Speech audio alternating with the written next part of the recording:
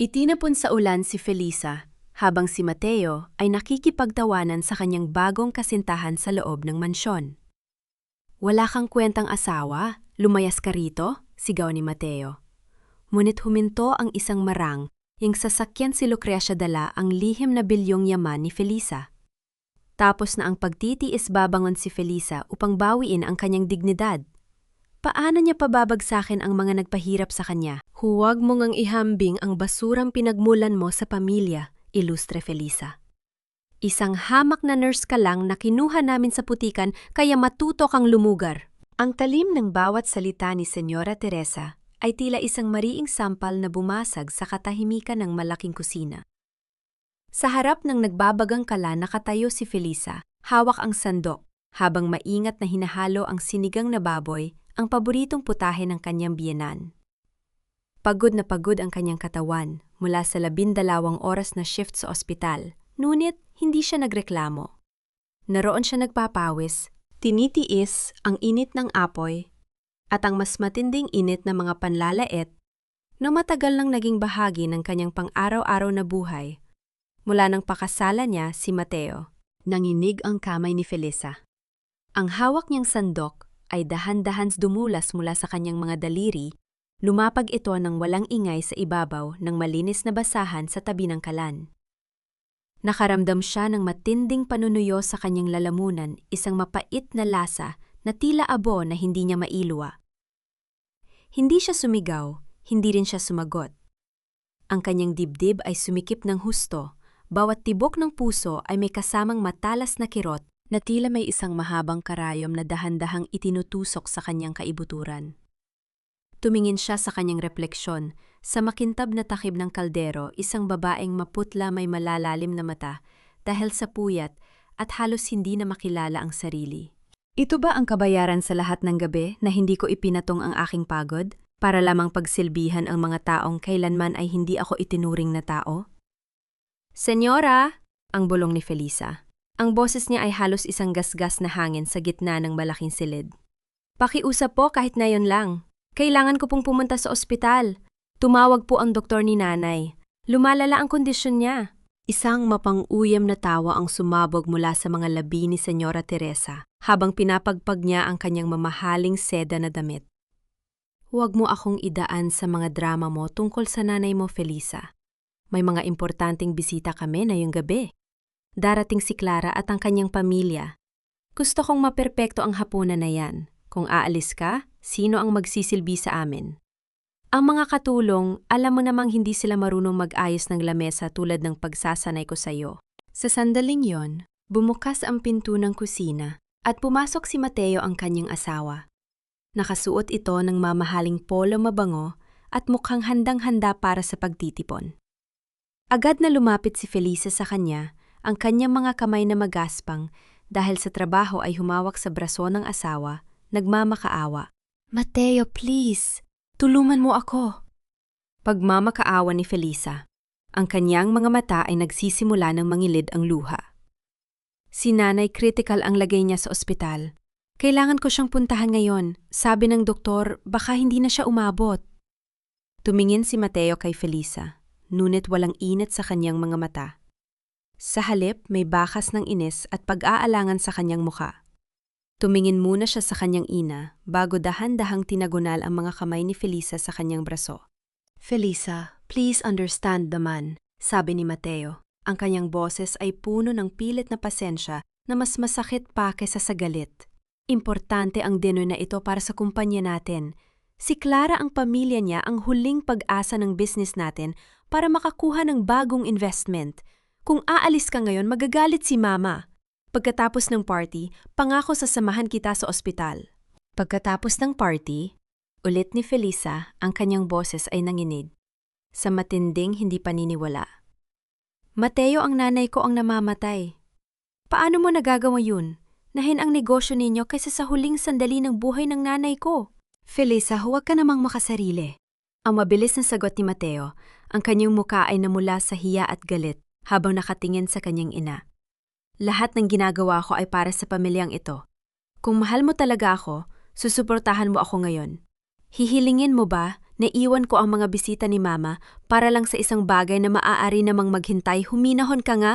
Bago pa man makasagot si Felisa, ang matinis na tunog ng telpo sa sala ay bumasag sa tensyon ng gabi. Ang tunog na iyon ay tila isang babala ng kamatayan na gumapang sa bawat sulok ng mansyon. Isang katulong ang mabilis na sumagot at pagkalipas ng ilang sandali, tumakbo ito patungo sa kusina na may takot sa mga mata. Ate Felisa? Bulong ng katulong, ang boses nito ay nangangatog. Ang ospital po. Tumawag po uli ang doktor. Wala na daw po si Aling Rosa. Ang mundo sa paligid ni Felisa ay tila biglang huminto. Ang tunog ng umaapaw na sabaw sa kalan, ang mabangong amoy ng pagkain at ang maranyang dekorasyon ng kusina ay biglang naglaho sa kanyang paningin. Nakaramdam siya ng isang malakas na hampas sa kanyang ulo na naging dahilan upang manghina ang kanyang mga tuhod. Bumagsak siya sa malamig na sahig na marmol. Ang kanyang mga kamay ay mahigpit na nakakapit sa kanyang dibdib, habang ang hangin ay tila ipinagkait sa kanya. Walang luha na lumabas sa kanyang mga mata sa unang ilang segundo. Ang sakit ay napakabigat para sa simpleng pag-iyak. Ang kanyang ina ang tanging taong nagmahal sa kanya, nang walang kondisyon ay pumanaw na mag-isa sa isang malamig na silid sa ospital, habang siya ay narito pinipilit na magluto para sa mga taong nagpahirap sa kanya. Ayan, tapos na ang grama mo. Ang malamig na tinig ni Chloe, ang kapatid ni Mateo, nakakapasok pa lamang sa kusina habang nag-aayos ng kanyang hikaw. Namatay na pala eh. Wala ka nang magagawa doon. Kaya pwede ba asikasuhin mo na ang lamesa? Huwag kang mag-inarte dyan sa sahig na parang bata. Tumingin si Felisa kay Chloe at pagkatapos ay kay Mateo. Umaasa siyang makakakita ng kahit kaunting habag o galit sa mukha ng kanyang asawa para sa kawalang puso ng kapatid nito. Ngunit nanatiling nakatayo si Mateo doon nakayuko, iniiwasan ang kanyang mga mata. Sa sandaling iyon naramdaman ni Felisa ang huling piraso ng kanyang pag-ibig para kay Mateo na tuluyang namatay at naging malamig na abo. Sa gitna ng kanyang pighati, mabilis na tumayo si Felisa gamit ang natitirang lakas ng kanyang katawan. Tinalikuran niya ang kalan at naglakad patungo sa counter kung saan nakalagay ang kanyang lumang canvas bag. Gusto na niyang umalis. Wala na siyang pakialam sa mga ilustre sa kanilang mansyon o sa kanilang yaman. Gusto na lamang niyang makasama ang kanyang ina sa huling pagkakataon. Saan ka pupunta? Hinarangan ni Senyora Teresa. Ang pintuan ang kanyang mga kamay ay nakalagay sa kanyang baywang. Paalisin ninyo ako, sabi ni Felisa, ang kanyang boses ay patag. Walang emosyon, ngunit may nakatagong lamig na hindi pa nila kailanman narinig mula sa kanya. Aalis na ako sa bahay na ito. Hinding-hindi na ako babalik. Hindi ka maaring umalis ng ganyan-ganyan na lang? Sigaw ni Chloe, na biglang lumapit at hinablot ang canvas bag mula sa kamay ni Felisa.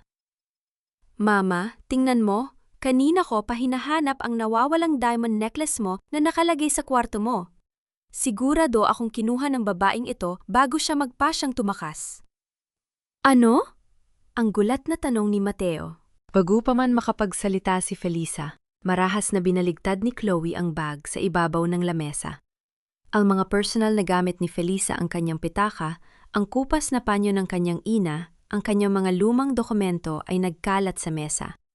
At sa gitna ng lahat ng iyon, isang nagnaningning na kwintas na may malalaking brilyante ang lumabas na lumika ng isang nakasisilaw na kislap sa ilalim ng ilaw ng kusina. Nanlaki ang mga mata ni Felisa. Hindi sa akin yan. Hindi ko kailanman hinawakan ng kwintas na yan. Huli ka! Ang sigaw ni Senyora Teresa. Ang kanyang mukha ay napuno ng tagumpay at matinding galit. Magnanakaw, isang hamak na magnanakaw na pumasok sa aming pamilya. Mateo, tingnan mo ang pinakasalan mo, ninan. Nakawan tayo habang nagkukunyari siyang nagdadalamhati para sa kanyang ina. Tumingin si Felisa kay Mateo. Ang kanyang mga mata ay nagmamakaawa para sa huling pagkakataon. Mateo, naniniwala ka ba sa kanila? Kasama mo ako buong magdamag. Alam mo hindi ko magagawa yan. Pakiusap, Mateo. Ngunit ang mukha ni Mateo ay unti-unting napuno ng pagkasuklam. Tumingin siya sa kwintas at pagkatapos ay kay Felisa na tila nakakita siya ng isang maruming hayop. Maling-mali ako sa iyo, Felisa. Bulong ni Mateo, ang kanyang boses ay puno ng matinding pagkabigo na binalot ng galit. Akala ko mabuti kang tao, pero hindi ko akalain na gagamitin mo ang kamatayan ng nanay mo para lang magnakaw sa amin. Lumayas ka rito. Hindi kita kailangan sa buhay ko. Mateo, ang tanging nasabi ni Felisa habang ang kanyang puso ay tuluyang nawasak sa libu-libong peraso. Ilayas niyo ang babaeng yan. Utos ni Senyora Teresa sa dalawang malalaking gwardiya na pumasok sa kusina. Itapon niyo siya sa labas at huwag ninyong hahayaang makapagdala ng kahit anong gamit mula sa bahay na ito. Kinaladkad si Felisa ng mga gwardiya sa mahabang pasilyo ng mansyon, habang sina Teresa at Chloe ay nakangiting nakatingin sa kanya mula sa itaas ng hagdanan. Si Mateo ay tumalikod pumasok sa kanyang silid at isinara ang pinto, iniwan ang kanyang asawa sa gitna ng kawalang awa. Marahas na itinulak si Felisa, palabas ng malaking gate ng mansyon ilustre. Bumagsak siya sa basang aspalto ng kalsada habang ang malakas na buhos ng ulan ay agad na nagpabasa sa kanyang manipis na damit.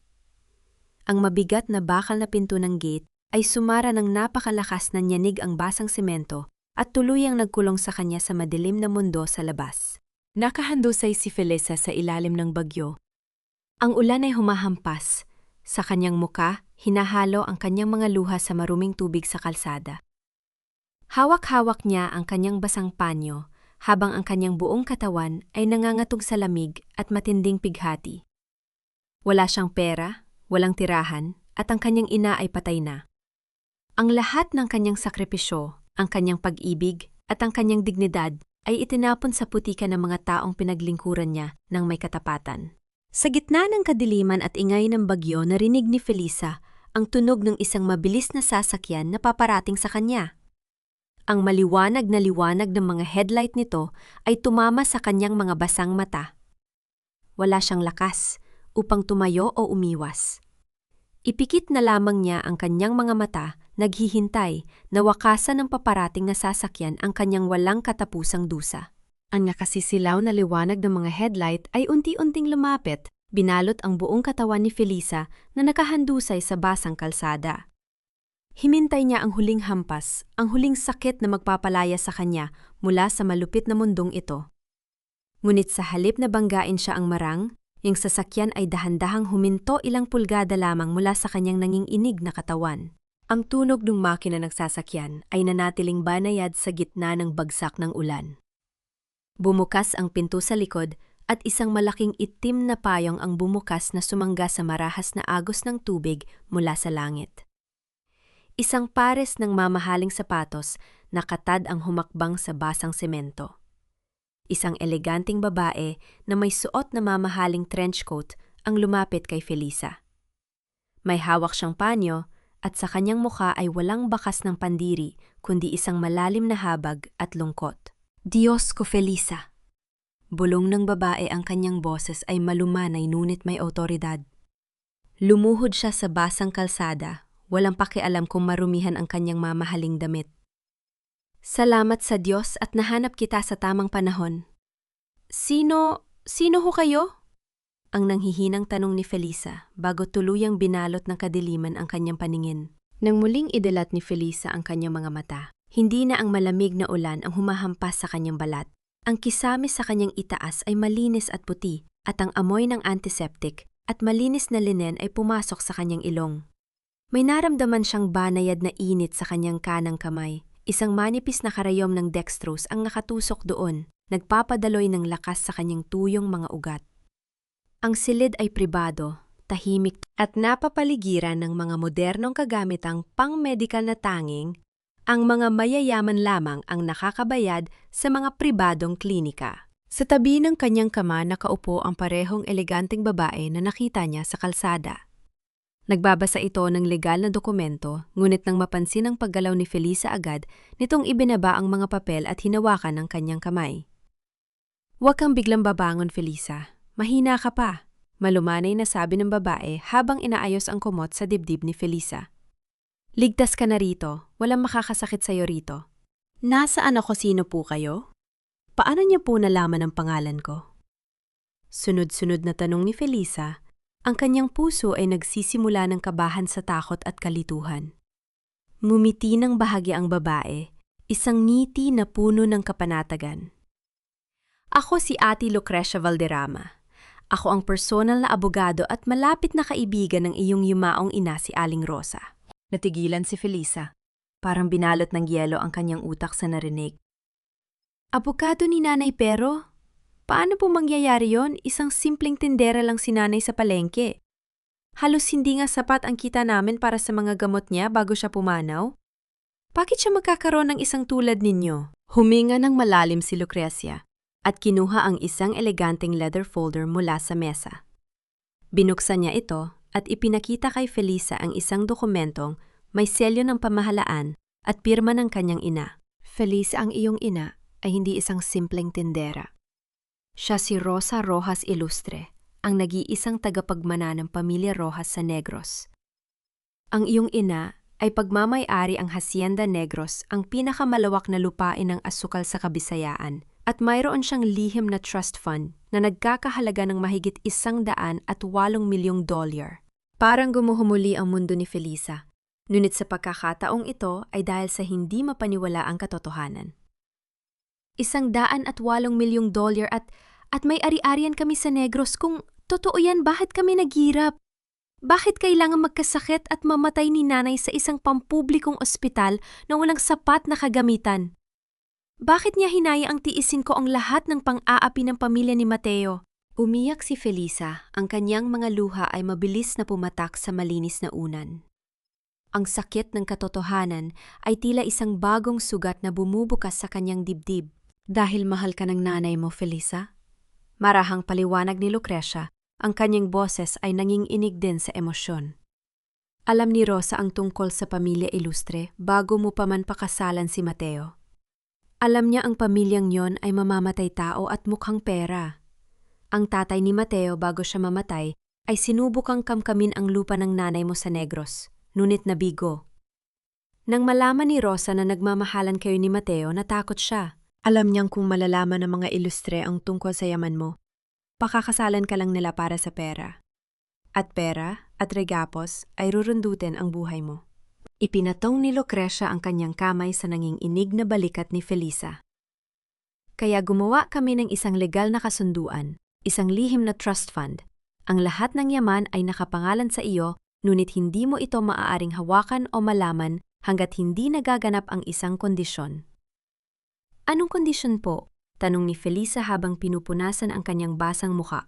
Ang kondisyon ay kapag ipinakita ng mga Ilustre ang kanilang tunay na kulay.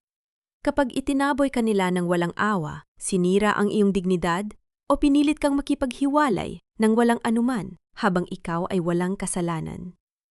At nangyari na ngayon kagabi nang itapon kanila sa ulan at akusahan ng pagnanakaw.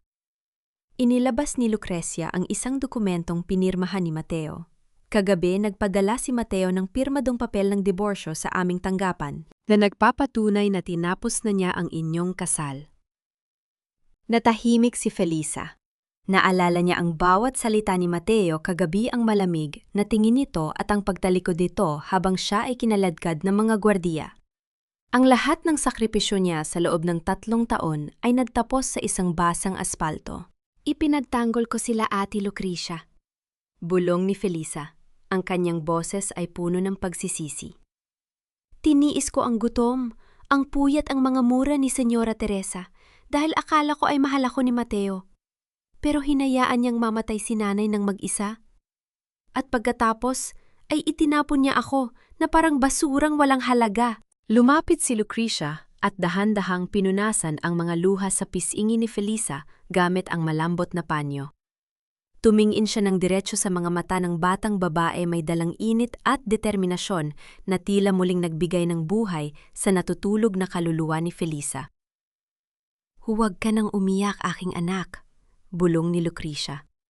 Dahil mula sa araw na ito, hindi ka na muling luluhod sa kanila. Ang kanilang kapangyarihan sa iyo ay tapos na. Inabot ni Lucrecia ang isang maliit na kahon na pelus mula sa kanyang bag at binuksan ito sa harap ni Felisa. Sa loob ay may nakalagay na isang lumang singsing na ginto na may nakaukit na pamilyar na disenyo, isang selyo ng pamilya Rojas, kapareho ng disenyo ng singsing na nakita ni Felisa sa tabi ng kanyang ina sa ospital. "Ano po yan?" tanong ni Felisa. "Iyan ang singsing ng iyong ama?" ang seryosong sagot ni Lucrecia. "Ngunit may isa pang bagay na kailangan mong malaman. Bago pumanaw ang iyong ina, iniwan niya sa akin ang isang lihim na sulat na nakatabi sa aming safe." Kinuha ni Lucrecia ang isang lumang sulat mula sa folder. Ang selyo nito ay gawa sa pulang wax na may parehong marka ng singsing.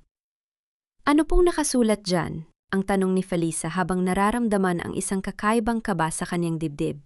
Tumingin si Lucrecia sa sulat ng may seryosong mukha.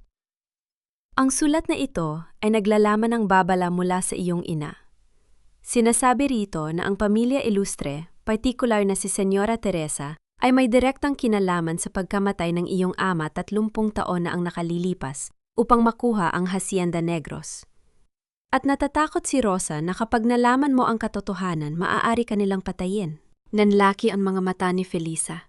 Ang kanyang puso ay dahan-dahang bumubuo ng isang matinding galit na hindi niya kailanman naramdaman noon. Ang mga taong nagpahirap sa kanya, ang mga taong pumatay sa kanyang ina sa pamamagitan ng kapabayaan, ay ang parehong mga tao na sumira sa kanyang buong pamilya noon pa man. Ang pag-iwan sa Maynila ay tila pagising mula sa isang mahabang bangungot para kay Felisa. Habang ang eroplano ay dahan-dahang lumilipad pa itaas, pinagmasdan niya mula sa bintana ang pagliit na mga nagtataasang gusali ng lungsod na naging saksi sa kanyang mga pagtitiis. Ang kanyang lumang uniforme ng nurse ay pinalitan na ng isang payak, ngunit malinis na bestida na binili ni Lucrecia para sa kanya. Kahit wala na siya sa mansyon ng mga Ilustre, ang bigat ng nakaraan ay nanatili pa ring nakasabit sa kanyang balikat, isang tahimik na anino na tumanging umalis. Pagkarating nila sa Negros, ang simoy ng hangin ay agad na nagbago. May kakaibang tamis ang hangin, dundala ng malalawak na tubuhan na sumasayaw sa ilalim ng gintong sikat ng araw. Sa dulo ng isang mahabang kalsada na napapaligiran ng mga dambuhalang puno ng akasya, nakatayo ang isang lumang mansyon na gawa sa bato at nara ang ancestral house ng pamilya Roxas. Bagaman luma ang bawat haligi nito, ay nagpapakita ng nakaraang karangyaan at katatagan. Isang matandang lalaki na may kulubot na balat ngunit may napakabait na mga mata ang mabilis na naglakad patungo sa kanila nang huminto ang kanilang sasakyan. Siya si Mang Tasio, ang matapat na katiwala ng Hacienda Negros na naglingkod sa pamilya Rojas sa loob ng 4 na dekada. "Diyos ko, Lucrecia!" Bulong ni Mang Tasio, ang kanyang boses ay nangangatog sa matinding emosyon habang nakatingin kay Felicia. Ang kanyang mga mata ay dahan-dahang napuno ng luha. Si Rosa ba ang nakikita ko kamo? Hangkamukha mo ang iyong ina-iya." Agad na lumapit si Felicia sa matanda. Naramdaman niya ang isang pamilyar na init mula rito, isang pakiramdam ng tahanan na matagal nang nawala sa kanya. "Ako nga po, Mang Tasio. Ako po si Felicia, ang anak ni Rosa. Salamat sa may kapal, at nagbalik ka na sa iyong tunay na tahanan," sabi ng matanda, habang dahan-dahang ginagabayan si Felisa patungo sa loob ng mansyon. Bago pumasok sa malaking pinto, huminto muna si Felisa sa may damuhan. Dahan-dahan siyang lumuhod at hinawakan ng tuyong lupa ng hacienda. Kumuha siya ng isang fistful ng maitim at mayaman na lupa, hinahayaang dumulas ito sa kanyang mga daliri. Sa sandaling yon, nakaramdam siya ng isang malalim na koneksyon sa kanyang mga ninuno, isang tahimik na lakas na tila bumangon mula sa ilalim ng lupa upang yakapin ang kanyang nagdurusang kaluluwa. "Dito ako nagmula." Dito nang arap si nanay bago niya piniling magsakripisyo sa Maynala. Nang sumapit ang gabi, inihatid ni Mang Tasio si Felisa sa lumang silid ng kanyang ina sa ikalawang palapag. Ang silid ay malinis, walang alikabok na nagpapatunay na inalagaan ito ng matanda sa loob ng maraming taon. Ang amoy ng lumang kahoy na nara at ang banayad na simoy ng hangin mula sa bukid na pumapasok sa bintana ay nagbigay ng pansamantalang katahimikan sa puso ni Felisa. Nagdala si Mang Tasio ng isang baso ng mainit na salabat at umupo sa tabi ni Felisa upang magkwentuhan. "Alam mo, Felisa, Simula ng matanda, habang nakatingin sa labas ng bintana kung saan sumasayaw ang mga dahon ng tubuhan sa dilim. Ang iyong ina ay ang pinakamabait na babaeng nakilala ko. Iniwan niya ang lahat ng yaman na ito dahil sa pag-ibig sa iyong ama. Ngunit nang pumanaw ang iyong ama sa isang misteryosong aksidente, natakot siya. Alam niyang ang pamilya Ilustre ay walang ibang hinangad kundi ang lupang ito. Kaya pinili niya magtago sa Maynila, mamuhay ng payak upang protektahan ka mula sa kanilang kasakiman. Bakit po ganoon sila katakaw sa kapangyarihan Makantasio? Tanong ni Felisa, ang kanyang boses ay puno ng lungkot habang hinahawakan ng mainit na baso. Bakit kailangang magbayad ang pamilya ko para sa kanilang kasakiman? Dahil ang mga taong walang sariling dignidad ay laging naghahanap ng yaman ng iba upang punan ang kanilang kakulangan. Sagot ni Mang Tasio nang may malalim na buntong hininga. Ngunit huwag kang mag-alala, iha. Ang lupaing ito ay may sariling paraan ng pagganti. Narito kami para sa iyo. Matapos ang kanilang pag-uusap, nagpasya si Felisa na maglakad-lakad sa mahabang pasilyo ng ikalawang palapag upang mapawi ang kanyang puya. Habang naglalakad, napansin niya ang isang malaking pinto na gawa sa mabigat na kahoy na mahogani sa pinakadulo ng pasilyo. Ang pinto ay may malaking kadena at isang luma ngunit matibay na kandado. Mang Tasio, tawag ni Felisa nang makita ang matanda na paakyatin upang mag-ayos ng mga gamit. Ano po ang nasa loob ng silid na yan? Bakit kailangan itong ikadena ng ganyan kahigpit? Biglang namutla ang mukha ni Mang Tasio at umiwas siya ng tingin kay Felisa. Huwag mo munang bumuksan ang silid na yan, iha. May mga alaala doon na hindi pa hadang magpakita sa'yo. Mas mabuting magpahinga ka muna at huwag isipin ang silid na yan sa ngayon. Nagtaka si Felisa sa reaksyon ng matanda, ngunit hindi na siya nagtanong pa upang irespeto ang desisyon nito. Nagbalik siya sa kanyang silid, ngunit ang misteryo ng nakakandadong pinto ay nanatiling nakasabit sa kanyang isip. Samantala sa silid aklatan, sa ibaba tahimik na nagbabasa si Lucrecia, nang biglang tumunog ang telepo no sa ibabaw ng lamesa. Ang tunog nito ay tila isang matalim na kutsilyo na humiwas sa katahimikan ng gabi. Mabilis na sinagot ni Lucrecia ang tawag. Ate Lucrecia, sabi ng kanyang pinagkakatiwala ang contact mula sa Maynila, ang boses nito ay puno ng kaba. May masamang balita. Nagain ng opisyon na kaso ng pagnanakaw si Mateo at si Senyora Teresa laban kay Felicia. Naglunsad din sila ng isang malawakang kampanya sa media upang i-broadcast ang mukha ni Felicia bilang isang takas na magnanakaw upang tuluyan siyang sirain sa buong bansa.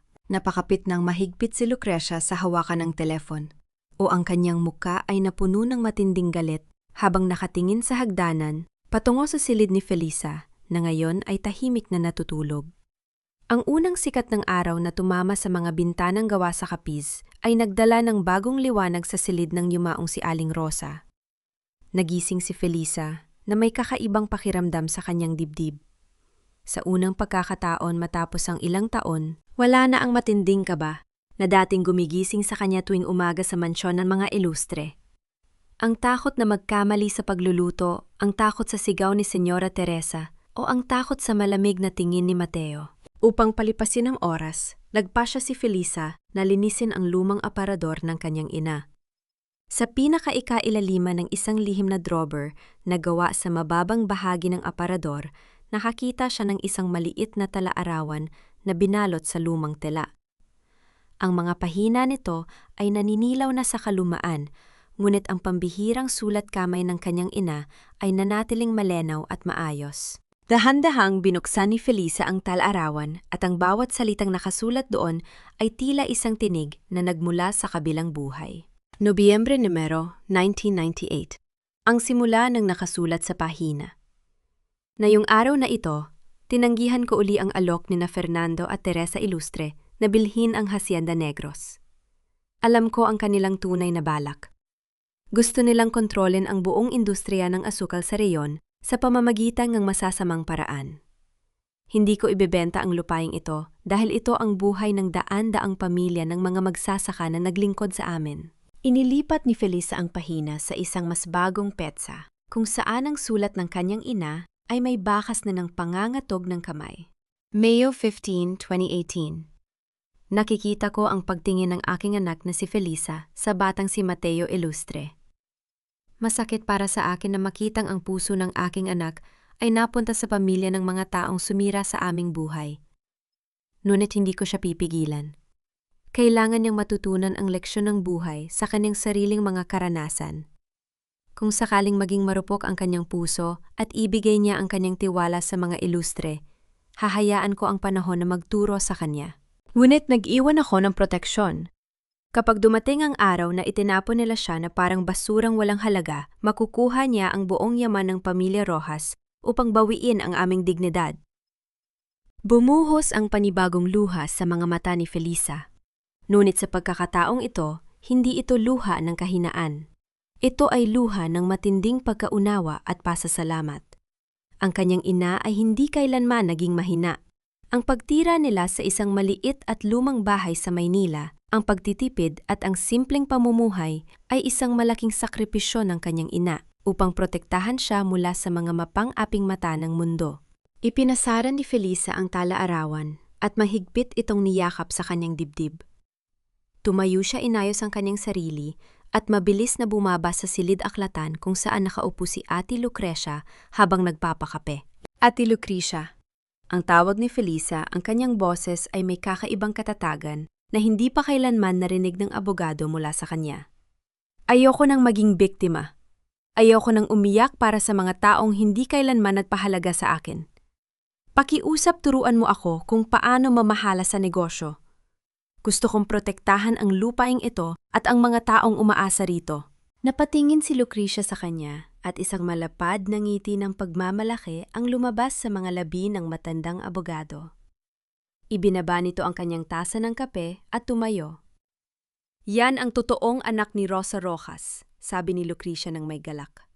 Handa akong ituro sa iyo ang lahat ng aking nalalaman, Felisa. Mula ngayon, hindi ka na lang isang nurse. Ikaw na ang senyorita ng Hacienda Negros. Nang hapon ding iyon, pinalibot ni Mang Tasio si Felisa sa malawak na tubuhan upang ipakilala siya sa mga magsasaka. Habang naglalakad sa ilalim ng mainit na sikat ng araw, nakita ni Felisa ang hirap ng buhay ng mga manggagawa. Ang kanilang mga damit ay may mga tahi at punit, at ang kanilang mga mukha ay bakas ng matinding pagod at kakulangan sa sapat na sahod. Magandang hapon po sa inyong lahat, ang bati ni Felisa habang nagtitipon ang mga magsasaka sa ilalim ng malaking puno ng mangga. Ako po si Felisa, ang anak ni Aling Rosa. Nabalitaan ko po mula kay Mang Tasio na nabawasan ang inyong mga benepisyo at sahod sa nakalipas na mga taon dahil sa maling pamamahala ng mga dating mamumuhunan. Isang matandang magsasaka ang naglakas loob na magsalita. Senyorita Felisa, totoo po. Halos hindi na po sapat ang kinikita namin para sa gamot ng aming mga anak. Natatakot po kami na baka ibenta ang lupaing ito sa mga mayayamang taga Maynila. Bumiti si Felisa ng buong tamis at umiling. Hinding-hindi ko ibebenta ang Hacienda Negros. Kayo ang puso ng lupaing ito. Mula sa araw na ito, ibabalik ko ang inyong tamang sahod at magpapatayo tayo ng isang libreng klinika sa bukid kung saan maaari kayong makakuha ng libreng gamot at tseke sa kalususugan. Nagkaroon ng buluman ng kagalakan sa gitna ng mga magsasaka. Isang maliit na batang babae na may suot na lumang bistida ang dahan-dahang lumapit kay Felisa. May hawak itong isang simpleng bulaklak ng pulang gumamela at inabot ito sa kanya ng may pag-aalinlangan. Para sa iyo po, Senyorita Felisa, bulong ng bata habang nakatungo. Salamat po dahil hindi niyo kami nakalimutan. Mabuhi ka po. Lumuhod si Felisa upang maging kapantay ng bata. Kinuha niya ang bulaklak at inilagay ito sa kanyang tainga pagkatapos ay niyakap ng mahigpit ang bata. Salamat, Irog! Pang-ako protektahan ko kayo! Habang naglalakad sila pabalik sa mansyon bago lumubog ang araw, nagkwento si Mang Tasio tungkol sa mga huling buwan ng ina ni Felisa sa Maynila. May isa palang bagay na gusto kong itanong sa iyo, Felisa. Simula ni Mang Tasio habang naglalakad sila. Nung nasa ospital ang iyong ina sa Maynila, may nakikita ka bang lalaki na palaging bumibisita sa kanya kapag wala ka? Kumunot ang noni Felisa sa pagtataka. Wala naman po. Palagi akong naroon kapag libre ang oras ko sa trabaho.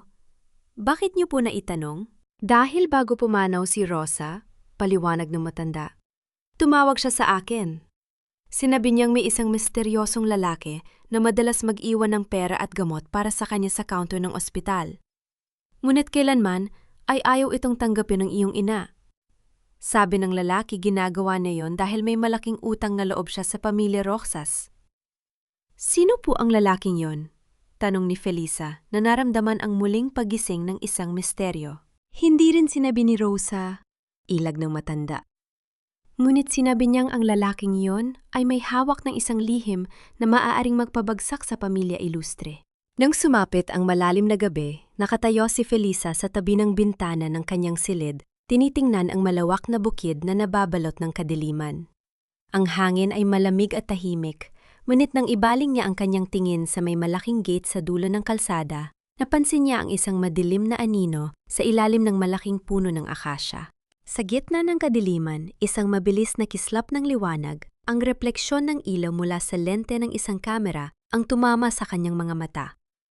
May isang taong nakatayo doon, nakatago sa mga halaman at kumuha ng litrato sa mansyon at kay Felisa na nakatayo sa bintana. 4 na buwan ang mabilis na lumipas sa Hacienda Negros at ang bawat araw ay naging isang larangan ng matinding pagsasanay para kay Felisa. Sa ilalim ng mahigpit at matalinong gabay ni Ate Lucrecia, ang dating mahiyain at takot na yutang nurse ay dahan-dahang nawala at sa kanyang kinaroroonan ay sumibol ang isang babaeng may matatag na paninindigan.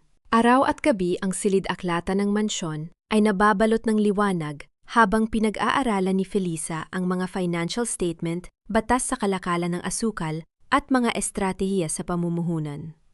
Ang kanyang asanayan sa ospital kung saan kailangan ang bilis ng pag-iisip, tiyaga at kawalan ng pagkakamali sa ilalim ng matinding presyon ay naging kanyang pinakamalaking sandata sa mundo ng negosyo. Kasabay ng pagbabago ng kanyang isip, ang pagbabago ng kanyang buong pagkatao. Isang umaga nagpasya si Felisa na ipaputol ang kanyang mahabang buhok na dating palaging nakatali ng pahapyaw tuwing naglilingkod sa mansyon ng mga ilustre. Ang kanyang bagong gupit na maikling buhok na hanggang balikat ay nagbigay sa kanya ng isang formal at eleganteng anyo. Pinalitan niya ang kanyang mga lumang damit na mga tahi at akmang, business suit at eleganteng Filipiniana na idinisenyo para sa isang tunay na may-ari ng hacienda. Nakatayo si Felisa sa harap ng malaking salamin sa kanyang silid pinagmamasdan ang kanyang refleksyon. Dahan-dahan niyang hinawakan ang kanyang maikling buhok at ang malinis na kwelyo ng kanyang puting blazer.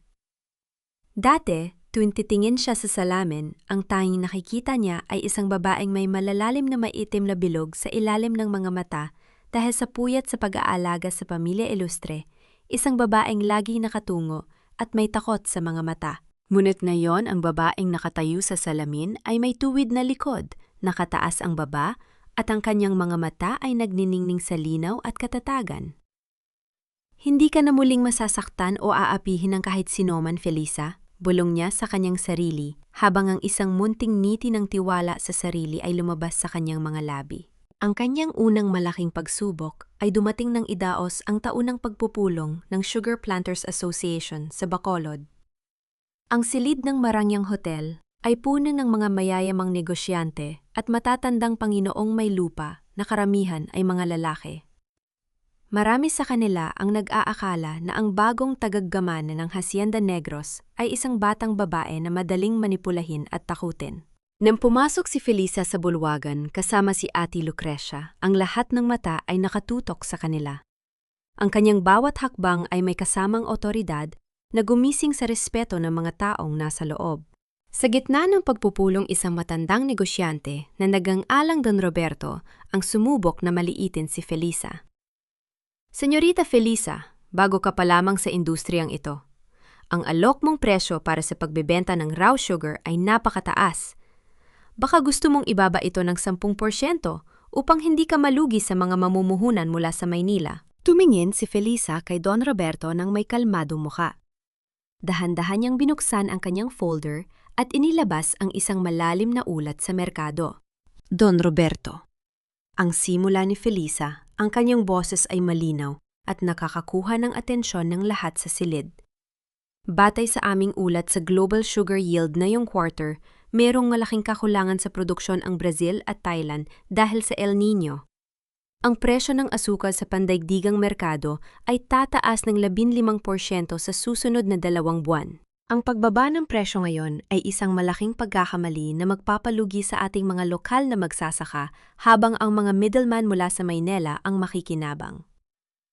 Iniharap ni Felisa ang graph sa mesa. Kaya hindi ko ibababa ang presyo. Sa katunayan, itataas natin ito ng 5% simula bukas. At kung ayaw bilhin ng mga mamumuhunan sa Maynila, meron na kaming kasunduan sa isang kumpanya sa Japan na handang bilhin ang buong ani ng Hacienda Negros sa mas mataas na halaga. Natahimik ang buong bulwagan. Ang matandang si Don Roberto ay napalunok ng laway, hindi makapagsalita sa harap ng napakatalim na argumento ng batang babae. Ang ibang mga negosyante ay dahan-dahang pumalakpak bilang pagkilala sa kanyang katalinuhan. Pagkatapos ng matagumpay na pagpupulong, bumalik sina Felisa at Lucrecia sa kanilang pribadong silid. Inilabas ni Lucrecia ang isang panibagong folder na naglalaman ng mga ulat mula sa kanilang pribadong investigador sa Maynila. Magandang balita sa negosyo. Simula ni Lucrecia habang umiinom ng tsa. Ngunit mas magandang balita para sa iyong katarungan. Ang kumpanya ng mga ilustre, ang Ilustre Enterprises, ay nasa bingit na ng pagbagsak. Anong nangyari? Tanong ni Felisa habang nauupo sa tapat ng abogado. Si Mateo ay gumawa ng napakaraming maling desisyon sa pamumuhunan sa ilalim ng impluwensya ng kanyang bagong kasintahan na si Clara, paliwanag ni Lucrecia. Pumalaot sila sa isang malaking proyekto sa real estate na pondo mula sa mga pautang sa bangko. Ngunit ang kumpanya ni Clara ay lumabas na isang shell company na walang tunay na kapital.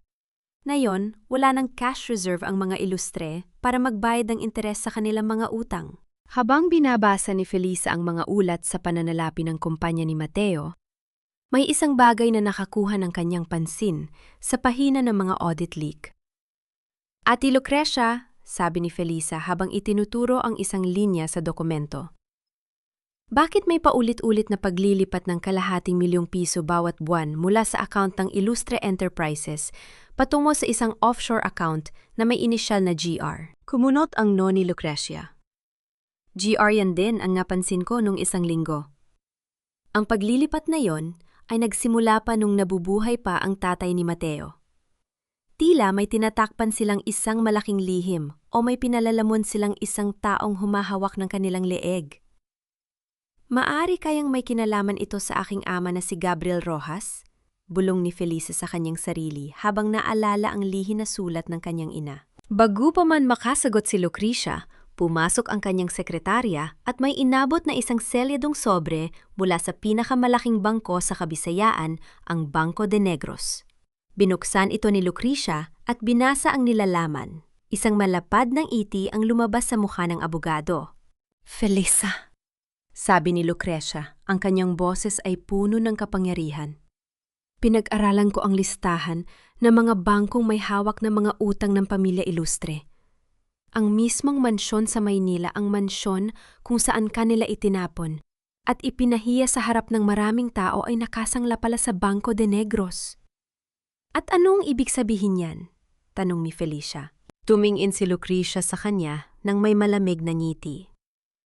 Hulaan mo kung sino ang opisyal na bumili ng 80% ng mga shares ng Banco de Negros noong isang linggo gamit ang iyong trust fund. Ikaw, Felicia. Ikaw na ngayon ang may-ari ng bangko. Ibig sabihin hawak mo na sa iyong mga kamay ang mismong bahay na tinitirhan ng mga ilustre. Sa loob ng marangyang bulwagan ng mansyon ng mga ilustre sa Maynila, ang kapaligiran ay nababalot ng isang nakatutulak na karangyaan na sa katunayan ay wala ng matibay na pundasyon. Nakaupo si Clara sa malambot na sofa na gawa sa mamahaling balat habang ipinagmamayabang kay Chloe ang 10 bagong designer bags at mamahaling alahas na ipinambili niya gamit ang credit card ng kumpanya ng mga ilustre. Tingnan mo ito, Chloe. Ang maariteng sabi ni Clara habang isinusuot ang isang brilyanteng singsing sa kanyang daliri. Ito ang nararapat sa isang pamilyang tulad natin. Hindi tulad nung nandito pa yung hampaslupang nurse na si Felisa na pinalalamutan ang bahay na ito ng mga murang gamit mula sa palengke. Tumawa si Chloe ng malakas habang iniinom ang kanyang mama haling alak. Naku, Clara, huwag mo na ngang babanggitin ang pangalan ng babaeng yon. Hanggang ngayon nga, nagtataka pa rin ako kung paano natiis ni Kuya Mateo ang mababang uri ng babaeng yon sa loob ng 3 taon. Sa gitna ng kanilang tawanan, isang matandang katulong ang dahan-dahang lumapit nangangatog ang mga kamay habang nakayuko. Senyora Teresa, Sir Mateo, pakiusap po. 2 buwan na po kaming hindi nakakatanggap ng sahod ng iba pang mga kasambahay. Ang anak ko po sa probinsya ay may sakit at kailangan ng pambili ng gamot. Galit na itinaas ni Senyora Teresa ang kanyang mukha mula sa binabasang magasin. Ang kanyang mga mata ay nag-apoy sa matinding galit. Huwag mo nga akong idaan sa mga drama mo tungkol sa anak mo. Ang kakapal ng mukha ninyong manghingi ng sahod sa akin habang hindi pa maayos ang mga transaksyon ng kumpanya. Maghintay kayo kung kailan namin gustong magbayad at kung ayaw ninyong magtrabaho ng walang sahod, lumayas kayo sa bahay na ito. Umiyak ang katulong at mabilis na tumakbo pabalik sa kusina habang sina Clara at Chloe ay napatuloy lamang sa kanilang pagtatawanan na tila walang nangyari. Ilang sandali pa pumasok si Mateo sa bulwagan. Ang kanyang polo ay nakabukas ang 2 pindal sa taas, ang kanyang buhok ay gulo-gulo at ang kanyang mukha ay bakas ng matinding pagod at stress. Ibinagsak niya ang kanyang briefcase sa mesa na naglika ng isang malakas na tunog na pumatay sa kasiyahan ng 2 babae. Mateo, ano ba yan? Bakit ganyan ang hitsura mo? Ang inis na tanong ni Clara. Dapat ay nagdiriwang tayo ngayon dahil nakabili ako ng mga bagong gamit para sa susunod nating party. Tumingin si Mateo kay Clara nang may galit. Magdiriwang, Clara, bukas na ang sweldo ng mga empleyado sa kumpanya at wala tayong pambayad sa payroll. Ang perang ginamit mo pambili ng mga basurang yan ay ang huling natitirang pera sa ating operating account. Nasaan na ang sinasabi mong 10 milyong tubo mula sa investment na ipinasok natin sa kumpanya mo? Biglang nagbago ang mukha ni Clara, pinalitan ng isang maanghang na ekspresyon ng manipulasyon. Bakit mo ko sinusumbat, Mateo? Ginawa ko ang investment na yon para ma-upgrade ang status ng kumpanya mo. Kung hindi lang mabagal ang utak mo sa negosyo at hindi mo agad na-approve ang mga dokumento, hindi tayo magkakaganito. Huwag mo sa akin ibuntong ang pagiging mahina mo. Sumingit si Senyora Teresa agad na ipinagtanggol si Clara habang itinuturo ang kanyang daliri sa sariling anak. Tama si Clara, Mateo. Huwag mong sisihin ang ibang tao sa mga problema ng kumpanya. Ikaw ang lalaki sa bahay na ito. Kung hindi mo lang pinakasalan ang walang kwentang nurse na si Felisa noon at nagpabaya ka sa kumpanya dahil sa pag-aalaga sa kanya, hindi tayo maghihirap ng ganito. Napatitig si Mateo sa kanyang ina, hindi makapaniwala sa kanyang narinig. Si Felisa, ma, pinalayas natin siya 4 na buwan. Na ang nakalilipas, pinagbintangan natin siya at itinapon sa ulan. Kasalanan pa rin ba niya ngayon na malapit nang malugi ang kumpanya natin? Huwag mong ipagtanggol ang magnanakaw na yan sa harap ko, sigaw ni Teresa. Mula nang pumasok ang babaeng yon sa pamilyang ito, nagdala na siya ng malas. Dahil sa matinding ingay at pag-aaway, tumalikod si Mateo at mabilis na umakyat sa kanyang silid. Isinara niya ang pinto at napasandal sa kahoy habang ang kanyang dibdib ay mabilis na naikakasa sa galit at pagod. Umupo siya sa gilid ng kanyang malaking kama at kinuha ang kanyang pitaka upang kumuha ng credit card. Ngunit habang binubuksan ang pitaka, isang maliit at tupi-tuping litra, to ang nalaglag mula sa lihim na bulsa nito. Ito ay isang simpleng 2x2 na litra, to ni Felisa, kung saan nakasuot pa ito ng kanyang lumang uniforme ng nurse at nakang-iti ng buong tamis at kalinisan. Sa isang maikling sandali, nakaramdam si Mateo ng isang matalim na kirot sa kanyang dibdib, isang matinding panghihinayang na hindi niya inaasahan. Naalala niya kung paano siya inaalagaan ni Felisa noon. Si Felisa ang naghahanda ng kanyang kape tuwing umaga, ang nag-iipon ng kanyang mga gamit, ang nag-aalis ng kanyang sakit ng ulo gamit ang mahinahon nitong mga kamay, nang walang anumang hinihinging kapalit. Kailanman ay hindi humingi si Felisa ng mga designer bag, alahas o mamahaling sasakyan. Ang tanging hiniling lang nito ay ang kanyang pagmamahal at respeto. Bakit nga ba napunta ako sa ganitong gulo? Bakit ko pinalitan ng isang tapat na asawa para sa isang babaeng walang ibang ginawa kundi ubusin ang pera ko? Ngunit ang pride at kayabangan ni Mateo ay mabilis na bumalot muli sa kanyang puso. Ayaw niyang aminin na nagkamali siya. Nanginginig ang kanyang mga kamay habang pinitik niya ang litra. Tupinunit ito sa dalawa at itinapon sa basurahan sa gilid ng kanyang lamesa. Ninakawan niya kami. Bulong ni Mateo sa kanyang sarili. Pilit na ginagaslight ang sariling konsensya. Deserve niyo maghirap sa labas. Hindi ako nagkamali. Habang nasa gitna siya ng kanyang pag-iisip, pumasok ang katulong na may hawak na isang formal na selyadong sobre mula sa isang courier. Sir Mateo, may dumating po na sulat mula sa bangko para kay Senyora Teresa. Kinuha ni Mateo ang sulat at bumaba muli sa bulwagan kung saan nakaupo pa rin ang kanyang ina. Binuksan ni Teresa ang sobre, ngunit habang binabasa ang nilalaman nito, ang kulay sa kanyang mukha ay unti-unting nawala. Pinalitan ng isang nakakatakot na kaputlaan. Ang kanyang mga kamay ay nagsimulang manginig ng matindi hanggang sa mabitiwan niya ang papel. Ito ay isang final notice of foreclosure mula sa Banco de Negros. Binibigyan sila ng 30 araw upang bayaran ang buong utang na 50 milyong piso kung hindi ay kukunin ng bangko ang mismong mansyon na kanilang timitirhan. Maano ang nangyari? Tanong ni Mateo habang pinupulot ang papel. Bakit ganyan ang mukha mo? Takot ka ba sa bangko? O may iba pang dahilan kung bakit ayaw mo sa Banco de Negros? Nagsimulang magpawis ng malamig si Senyora Teresa. Ang kanyang mga labi ay nangangatog. Wala, kahit ano sa Negros. Ayoko lang marinig ang pangalan ng probinsyang yan. Hindi nila pwedeng kunin ang bahay na ito. Sa gitna ng katarantanang pamilya, tumunog ang telpeno ni Mateo. Isang tawag mula sa kanyang financial consultant. Mr. Illustre! Sabi ng boses sa kabilang linya. May natagpuan akong isang kumpanya sa Negros na bumili ng lahat ng inyong delinquent corporate notes mula sa ibang mga bangko. Sila na ngayon ang nagmamay-ari ng 80% ng inyong mga utang. Sila lang ang tanging makakapagbigay sa inyo ng extension upang hindi kayo mabankrupt. Anong kumpanya? Mabilis na tanong ni Mateo na nakaramdam ng isang maliit na pag-asa. Anong pangalan ng kumpanyang iyon?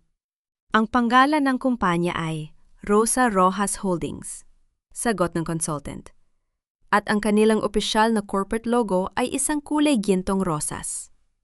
Natigilan si Mateo. Ang pangalang Rojas ay ang apelyido ng yumaong ina ni Felisa na si Aling Rosa. Ngunit mabilis niyang itinapon ang isipang yon. Imposible! Isang mahirap na tindera lang ang ina ni Felisa. Isa lamang itong nagkataong kaparehong pangalan. Magre-reserba ako ng biyahe papuntang Negros bukas, ang desididong pahayag ni Mateo. Kakausapin ko ang may-ari ng Rosa Rojas Holdings. Lalakad ako sa kanila at hihingi ng tulon. Bago magpasya si Mateo na sumakay sa eroplano patungong Negros, may isang hindi maipaliwanag na pagnanais sa kanyang dibdib na nagtulak sa kanya na maglakbay patungo sa lumang barangay sa Maynila kung saan dating nakatira sina Felisa at ang kanyang ina. Ang kanyang maranyang sasakyan ay dahan-dahang pumasok sa makipot at maputik na iskinita na tuilad ng isang malaking banyaga sa gitna ng mahihirap na kabahayan. Huminto si Mateo sa harap ng isang maliit at lumang bahay na gawa sa kahoy. Ang bakod na bakal ay kalawangin na ang pintua ay nakakandado at ang mga binta ng gawa sa kapiz ay nababalot na ng alikabok at bahay gagamba. Ang bahay ay abandoned na walang bakas ng buhay. Habang nakatayo si Mateo sa tapat ng gate, isang matandang babae na naggangalang Aling Nena, ang dating kapitbahay ni na Felisa, ang lumabas mula sa katabing bahay. Nang makita niya si Mateo na nakasuot ng mamahaling suit ang kanyang muka, ay agad na napuno ng matinding galit. Ikaw? Ang sigaw ni Aling Nena habang mabilis na lumalapit ang kanyang tudlo ay nakaturo sa mukha ni Mateo. Ikaw ang walang yiang asawa ni Felisa. Bakit ka pa napadpad sa lugar na ito? Lumayo ng bahagya si Mateo, nahihiya sa mga kapitbahay na nagsisimula ng lumabas. Magandang araw po. Gusto ko lang po sanang itanong kung nasaan si Felisa ma, kailangan po kaming pag-usapan tungkol sa aming kasal. Isang mapait na tawa ang sumabog mula kay Aling Nena. Pag-uusapan matapos ninyong tratuhing mas mababa pa sa hayop ang batang yon? Matapos ninyo siyang palamunin ng mura at ulan habang pumanaw ang kanyang ina sa ospital na mag-isa? Wala kang kwentang lalaki, Mateo. Ang bait-bait ni Felisa, ibinigay niya ang lahat para sa pamilya mo, pero ipinagpalit mo siya sa masamang ugali ng ina mo. Lumayas ka rito, bago kita buhusan ng kumukulong tubig. Pakiusap ho, sumagot kayo ng maayos, ang pilit na pagmamatigas ni Mateo. Inakawan kami ni Felisa bago siya umalis. Liar! Sigaw ni Aling Nena. Si Felisa, magnanakaw ang batang yon, na kahit piso sa kalsada ay ibinabalik sa may-ari. Huwag mo kaming ulol-ulolin dito. Naway karmahin kayong buong pamilya sa ginawa ninyo sa kanya. Nakatayo si Mateo sa gitna ng daan, ang kanyang mukha ay namumula sa matinding kahihiyan at ang kanyang dibdib ay masakit sa bawat salitang ipinukol sa kanya. Dahan-dahan siyang tumalikod at naglakad pabalik sa kanyang sasakyan. Ngunit habang naglalakad sa gilid na maputik na kalsada, napansin ng kanyang mga mata ang isang basang-basahan sa tabi ng isang drum ng tubig. Ito ay isang kumot ng lumang panyo na halos kapareho ng panyo na hawak-hawak ni Felisa noong gabing itinulak siya sa ulan. Huminto si Mateo. Yumuko siya sa ibabaw ng kanyang mamahaling pantalon. Dahan-dahang inabot ang kanyang kamay patungo sa basang panyo. Ngunit bago pa man ito madikit sa kanyang mga daliri, mabilis niyang itinarik ang kanyang kamay pabalik. Isang matinding alon ng guilt at hiya ang biglang humampas sa kanyang puso. Naalala niya ang mga luha ni Felisa, ang pagmamakaawa nito habang nakaluhod sa putik, at ang kawalan niya ng tapang na ipagtanggol ito laban sa kanyang ina. Pumasok si Mateo sa kanyang sasakyan at mabilis na bumalik sa mansyon ng mga ilustre. Pagkarating niya sa bulwagan, sinalubong agad siya ni Senyora Teresa na may hawak na mga kasunduan sa kasal. Mateo, mabuti at bumalik ka na. Kailangan niyo nang magpakasal ni Clara bukas. Sa West, ang pamilya niya lang ang makakapapagbayad ng 50 milyong utang natin sa Banco de Negros. Bago pa man makasagot si Mateo, pumasok ang isang lalaking nakasuot ng leather jacket, ang pribadong investigador na inupahan ng kaibigan ni Mateo. Inabot ng lalaki ang isang makapal na sobre kay Mateo. Mr. Ilustre, sabi ng investigador. Ito na ang ulat tungkol sa pamilya ni Clara. Binuksan ni Mateo ang sobre sa harap ni Teresa at Clara, nakakalabas pa lamang sa dining room. Habang binabasa ang mga pahina, ang galit sa mga mata ni Mateo ay tuluyang sumabog. Clara? Sigaw ni Mateo habang itinapon ang mga papel sa mukha ng babae. Peke ang buong pamilya mo. Wala kayong pera sa Europa, baon kayo sa utang, at pinalayas kayo sa ibang bansa dahil sa kasong pandoloko. Pumunta ka lang dito sa Maynila para maghanap ng mayaman na pamilya na lolokohin mo upang bayaran ang mga utang mo. Nanlaki ang mga mata ni Senyora Teresa. Ano? Peke ang yaman mo, Clara? Isang malamig at mapang-asar na tawa ang lumabas sa mga labi ni Clara. Inayos niya ang kanyang buhok at tinanggal ang kanyang sweet na mascara. Bakit, Mateo? Bakit ka nagagalit? Hindi ba ginagamit niyo rin naman ako? Akala mo ba hindi ko alam na ang pera lang ng pamilya ko ang habol ninyo sa akin? Naglokohan lang tayong dalawa. Pare-pareho tayong plastik sa bahay na ito. Lumayas ka rito? Sigaw ni Mateo. Aalis talaga ako. Sagot ni Clara habang kinukuha ang kanyang bag. At siguraduhin mong mababayaran niyo ang mga ginastos ko. Dahil kung hindi ibebenta ko sa media ang mga illegal na tax records ng kumpanya ninyo na nakuha ko sa laptop mo? Nang umalis si Clara, bumagsak si Senyora Teresa sa sofa, naghihisterya at umiiyak. Paano na tayo, Mateo? Ang mansyon natin. Ang pangalan natin. Dahil sa matinding desperasyon na makahanap ng pera o mga lumang titulo ng lupa na pwedeng yutang, dinala ni Mateo ang kanyang ina sa kwarto nito. Maibigay mo sa akin ang susi ng lihim na safe mo. Sa dingding kailangan nating tingnan kung may natitira pa tayong cash o alahas. Nang buksan ni Mateo ang lihim na safe sa likod ng painting, kinuha niya ang mga lumang dokumento. Ngunit sa ilalim ng mga titulo ng lupa, may isang naninilaw na papel na nakatali ng pulang laso. Binuksan ito ni Mateo. Ito ay isang lumang kasunduan sa pag-aampon na ginawa 25 taon na ang nakalilipas. Sa ibaba ng pahina, nakasulat ang pangalan ng bata, Felisa Roxas. Napatitig si Mateo sa papel, ang kanyang utak ay nawalan ng kakayahang mag-isip. Felisa, ampon? Anong lihim ito? Bakit may kasunduan sa pag-aampon si Felisa sa safe mo? Sa loob ng isang marangyang silid, pagpupulong na gawa sa salamin sa tor ng Banco de Negros sa Bacolod. Ang kapaligiran ay nababalot ng isang tahimik ngunit makapangyarihang tensyon. Nakaupo si Felisa sa dulo ng mahabang mesa na gawa sa Nara. Nakasuot siya ng isang eleganteng navy blue business suit. Ang kanyang maikling buhok ay maayos na nakatabi at ang kanyang muka ay walang bakas ng kahit anong takot o pag-aalinlangan. Sa kanyang tapat ang Pangulo ng Bangko at ang lupo ng mga abogado ay maingat na inilalatag ang mga kapal-kapal na dokumento ng paglilipat ng ari-arian. Madam Felisa, ang magalang na pahayag ng Pangulo ng Bangko habang iniaabot ang isang mamahaling pluma sa kanya. Sa pamamagitan ng iyong lagda sa mga dokumentong ito, ang buong mortgage at delinquent loan notes ng Ilustre Enterprises, kabilang ang kanilang mansyon sa Forbes Park at ang kanilang gusali sa Makati, ay opisyal nang nailipat sa ilalim ng iyong pangalan at ng Rosa Rojas Holdings. Kinuha ni Felicia ang pluma. Sa loob ng ilang segundo, ipinikit niya ang kanyang mga mata at inalala ang gabi kung kailan siya itinulak sa basang kalsada, habang ang ulan ay humahampas sa kanyang mukha.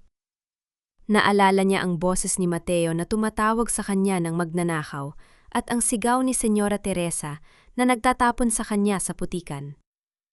Dahan-dahan niyang idinikit ang dulo ng pluma sa papel at isinulat ang kanyang pangalan sa malalaking titik, Felicia Roxas. Nang matapos ang pirmahan, tumayo ang Pangulo ng Bangko at nagbigay ng isang iginagalang na pagyuko. Mula sa araw na ito, kayo na ang nagmamay-ari ng kapalaran ng Pamilya Ilustre, Madam. Nang makalabas ang mga opisyal ng bangko, lumapit si Felisa sa malaking bintana na nakatapat sa malawak na tanawin ng Kabisayaan. Kinuha niya mula sa kanyang bulsa ang isang maliit na laket na ginto. Binuksan niya ito at pinagmasdan ang lumang litrato ng kanyang ina na si Aling Rosa nung kabataan nito. Dahan-dahan niyang hinawakan ang salamin ng locket gamit ang kanyang hinlalaki, habang ang isang mainit at tahimik na luha ay dahan-dahang pumatak sa kanyang pisngi, hindi luha ng sakit, kundi luha ng tagumpay at pagpaparangal. Para sa iyo ito, ina, bulong ni Felisa sa hangin. Ang dignidad na itinapon nila sa putikan at ang pangalang ginawa nilang katatawanan ay muli kong itinayo. Hinding-hindi ko hahayaan na may sumira uli sa ating pamilya. Lumapit si Ate Lucrecia at ipinatong ang kamay sa balikat ni Felisa. Handa na ang lahat sa Maynila, Felisa. Ang abiso ng foreclosure ay isinisilbi na sa mansyon ng mga Ilustre ngayong oras na ito.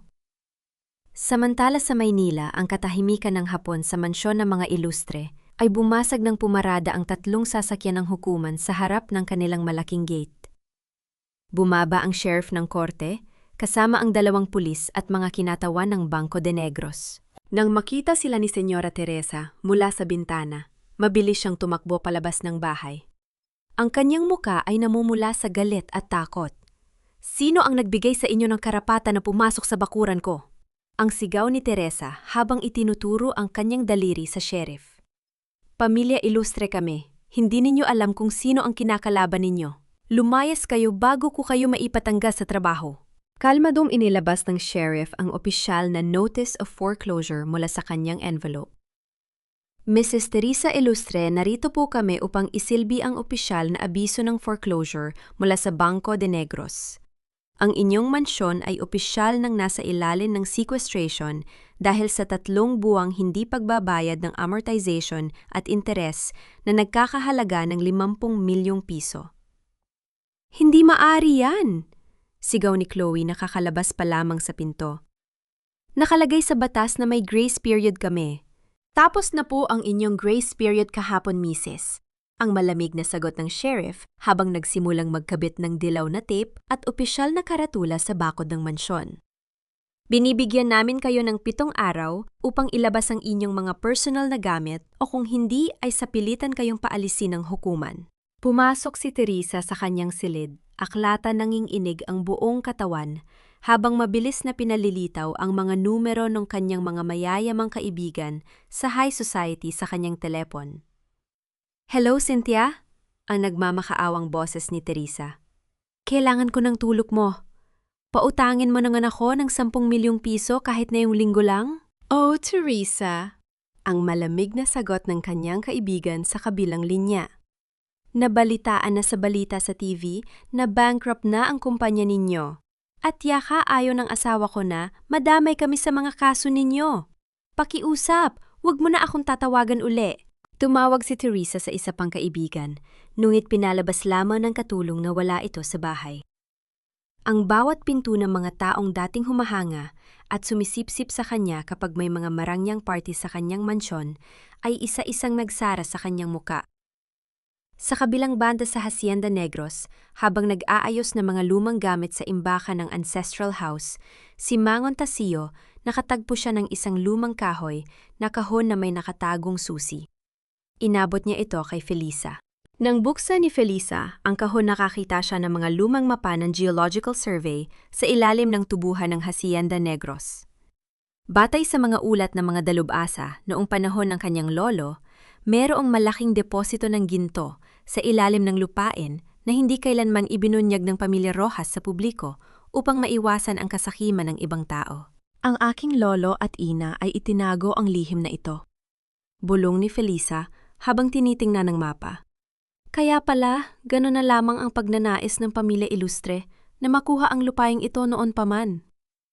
Habang nakatitig si Felisa sa mapa, pumasok ang isang courier sa mansyon ng mga Ilustre sa Maynila at nag-iwan ng isang mamahaling sobre na may selyong ginto para kay Mateo. Kinuha ni Mateo ang sobre at mabilis itong binuksan sa harap ng kanyang ina na umiiyak pa rin sa sofa. Sa loob ng sobre may isang sulat na nakasulat sa mamahaling papel.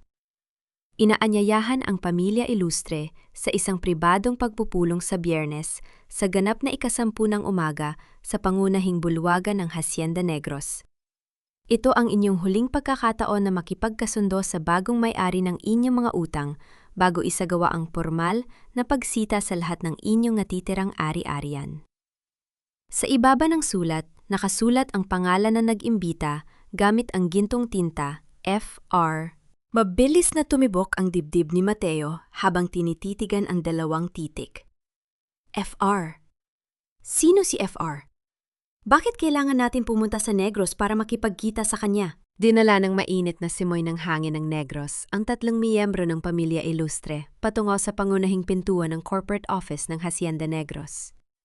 Nakasuot sila ng kanilang pinakamamamahaling damit si Senyora Teresa, na nakasuot ng eleganteng terno na may mamahaling alahas si Chloe, na nakadressed up na parang dadalo sa isang high society party, at si Mateo na nakasuot ng kanyang formal na suit. Umasa sila na sa pamamagitan ng kanilang magarang anyo at ang lumang pangalan ng pamilya Ilustre, magagawa nilang makuha ang loob ng misteryosong negosyante na si Mr. F.R. upang pahabain ang panahon ng pagbabayad ng kanilang utang.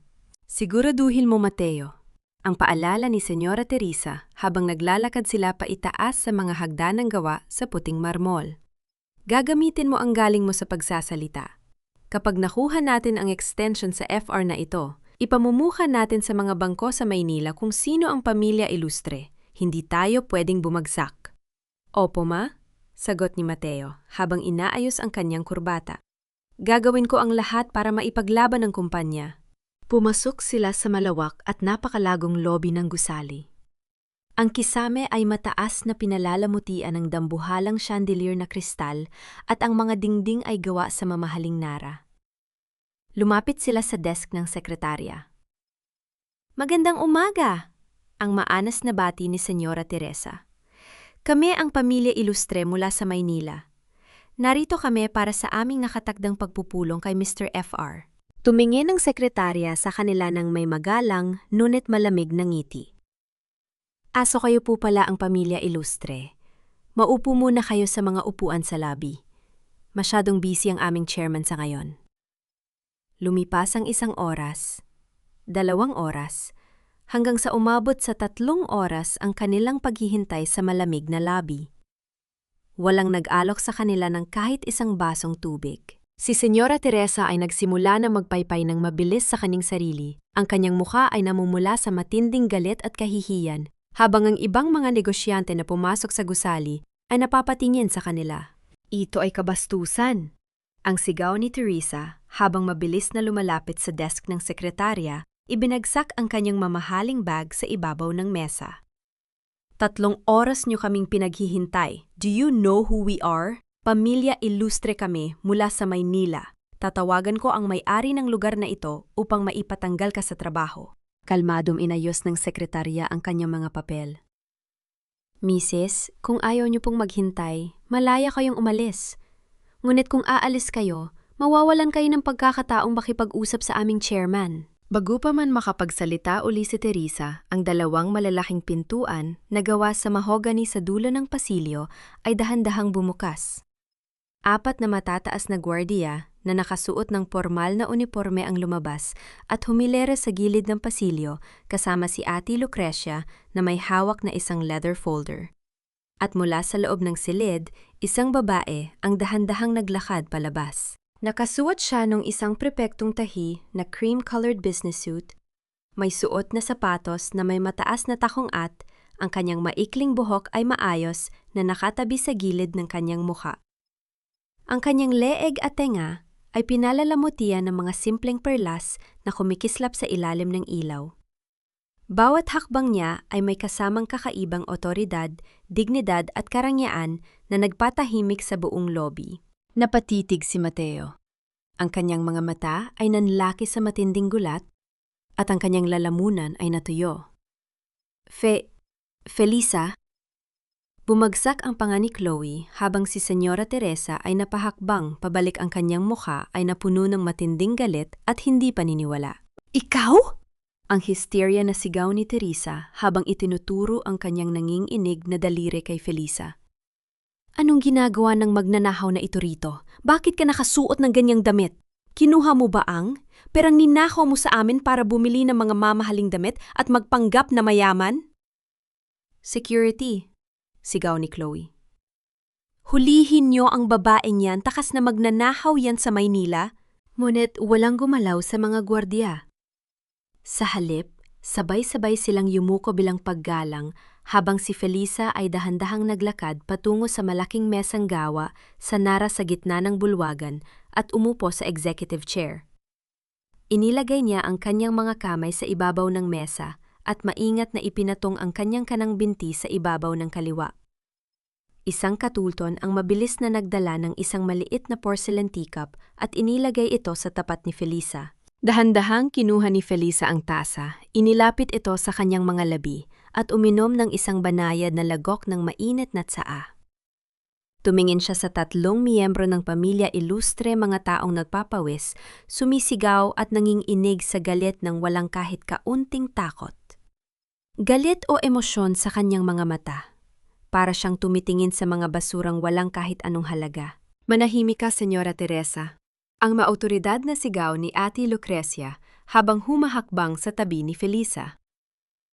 Ang nakatayo sa harap ninyo ay si Madam Felisa Rojas. Siya ang chairman ng Rosa Rojas Holdings, ang may-ari ng Hacienda Negros, ang may-ari ng Banco de Negros, at ang taong humahawak sa 50 milyong utang ng inyong pamilya. Hindi maaari yan. Ang pilit na pagtanggi ni Teresa. Ang kanyang boses ay nangangatog habang humahawak sa braso ni Mateo. Isang mahirap na nurse lang ang babaeng yan. Pinalayas namin siya sa bahay namin nang walang kahit isang piso. Paano siya magkakaroon ng ganitong yaman? Ipinakita ni Lucrecia ang mga dokumento sa mesa. Ang kanyang ina, si Aling Rosa, ay ang nag-iisang legal na tagapagmana ng pamilya Roxas. At ang perang ginagamit ninyo sa inyong kumpanya at mansyon sa Maynila ay utang mula sa kanyang bangko na hindi ninyo nababayaran. Napalunok si Mateo ng laway. Ang kanyang buong pagkatao ay parang gumuho. Ang babaeng itinapon niya sa ulan, ang babaeng tinawag niyang walang kwenta at magnanakaw, ay ang mismong taong humahawak sa kanyang leeg na yon. Ibinaba ni Felisa ang kanyang tasa ng tsaa sa platito na lumika ng isang malinaw at tahimik na tunog sa silid. Tumingin siya ng diretso sa mga mata ni Mateo. Mateo! Ang malumanay ngunit napakalamig na boses ni Felisa na tila ba hinaluan ng yelo. 4 na buwan na ang nakalilipas, itinapon niyo ako sa labas ng inyong mansyon sa gitna ng malakas na ulan. Sinabihan niyo ako na wala akong kwentang asawa at magnanakaw ako habang pumanaw ang aking ina sa ospital na mag-isa. Lumapit si Mateo ng ilang hakbang, ang kanyang mga mata ay puno ng takot at biglaang pagsisisi. Felisa, pakiusap magpaliwanag ako. Hindi ko alam, pilit lang ako ni Mama. Huwag mong gamitan ng ina mo bilang dahilan ng pagiging duwag mo, Mateo. Ang mabilis na putol ni Felisa sa kanyang mga salita. Tumingin si Felisa sa kanila ng may malamig na ngiti. Binibigyan ko kayo ng 7 araw upang bayaran ang 50 milyong piso sa aking bangko. Kapag hindi ninyo yun naibayad sa loob ng 7 araw ang inyong mansyon, ang inyong mga sasakyan at ang inyong kumpanya ay opisyal na kukunin ng aking bangko. At kayong 3 ay lalabas sa kalsada ng walang kahit 1 sentimo, tulad ng ginawa ninyo sa akin. Felisa, pakiusap! Bumagsak si Mateo sa kanyang mga tuhod sa harap ng mesa humahabol at sinusubok ang hawakan ang laylayan ng damit ni Felisa. Asawa mo ako, pamilya tayo! Nuwit, bago pa man madikit ang kanyang kamay sa damit ni Felisa, 2 malalaking gwardiya ang mabilis na humawak sa mga braso ni Mateo at marahas siyang itinayo pabalik. Hindi man lang kumurap si Felisa. Dahan-dahan siyang tumayo, inayos ang kanyang blazer at tinalikuran sila. Ipalabas niyo na ang mga taong yan sa aking hasyenda. Ang huling utos ni Felisa bago siya naglakad pabalik sa kanyang silid. At siguraduhin ninyong hindi na sila muling makakatapak sa lupaing ito. Ang biyahe ng pamilya Ilustre pabalik sa Maynila ay nababalot ng isang nakatutulak na galit at matinding takot. Sa loob ng kanilang sasakyan, ang bawat isa sa kanila ay tila mga ugat na napuno ng lason, handang sumabog at manakit sa pinakamaliit na pagkakataon. Kasalanan mo ang lahat ng ito, Mateo, ang sigaw ni Senyora Teresa, habang pilit na pinupunasan ang kanyang pawis sa mukha. Kung hindi ka lang naging mahina at pinalayas mo si Felisa ng walang maayos na kasunduan, hindi tayo maipipit sa ganitong sitwasyon. Nagmukha tayong basahan sa harap ng mga tauhan niya sa Negros. Tumingin si Mateo sa kanyang ina sa pamamagitan ng rearview mirror. Ang kanyang mga mata ay namumula at puno ng matinding galit. Ako pa ang may kasalanan, Masino, ang nagpilit sa akin na ipahiya si Felisa. Sino ang naglagay ng kwintas sa bag niya para lang magkaroon ng dahilan na paalisin siya? Ginawa ko ang lahat ng gusto mo dahil akala ko para yon sa pamilya natin. Pero titingnan mo lang ako ngayon at isusumbat ang lahat. Sumasagot ka na sa akin na yon, sigaw ni Teresa. Ako ang ina mo. Wala kang utang na loob. Mag-away man kayo na mag-away dyan, ang maanghang na hirit ni Chloe habang nakatitingin sa kanyang cellphone. Mawawalan pa rin tayo ng bahay sa Biyernes. Wala na tayong pambayad sa bangko. Wala na tayong mga kaibigan sa high society. At ang kumpanya natin ay sarado na bukas. Nang makarating sila sa mansyon sa Maynila, ang malaking bahay ay madilim at tahimik na tila ba nakikiramay na sa nalalapit nitong paggaguba. Ang mga katulong ay nag-alisan na matapos mabalitaan ang mangyayaring foreclosure. Umakyat si Chloe sa 2 palapag upang kumuha ng kanyang mga natitirang mamahaling bag at alahas sa kwarto ng kanyang ina, bago dumating ang mga sheriff ng bangko. Ngunit nang buksan niya ang pinto ng kwarto ni Teresa, natigilan siya. Sa gilid ng malaking cabinet nakatayo si Clara habang mabilis na isinisilid ang mga bundle ng pera, mga brilyanteng hikaw at mga gintong orasan mula sa lihim na safe ni Teresa patungo sa isang malaking duffel bag. Clara! Ang sigaw ni Chloe habang mabilis na tumakbo pabalik sa pinto. Anong ginagawa mo sa kwarto ni Mama magnanakaw ka? Humarap si Clara sa kanya. Ngunit wala ni kaunting takot sa kanyang muka. Sa halip isang mapang-asar at malupit na ngiti ang lumabas sa kanyang mga labi habang patuloy niyang isinara ang zipper ng bag. Magnanakaw. Ang malamig na sagot ni Clara habang naglalakad patungo sa pinto. Bakit, Chloe? Hindi ba kayo rin naman ang nagnakaw sa akin sa pamamagitan ng pagpapanggap na mayaman kayo? Kinuha ko lang ang kabayaran para sa oras at panahon na sinayang ko sa pamilya. Ninyong baon pala sa utang. Isuli mo yan. Sigaw ni Chloe habang dumamba at tinalohong si Clara.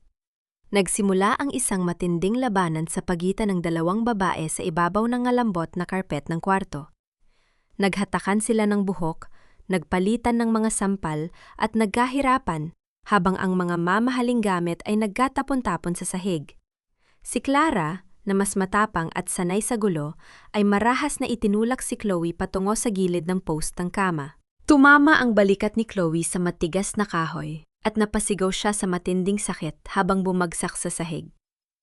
Kinuha ni Clara ang kanyang duffel bag at inayos ang kanyang gupit na damit. Tandaan mo ito, Chloe. Ang pamilya ninyo ay parang laso na sumisira sa kahit sinong lumapit sa inyo.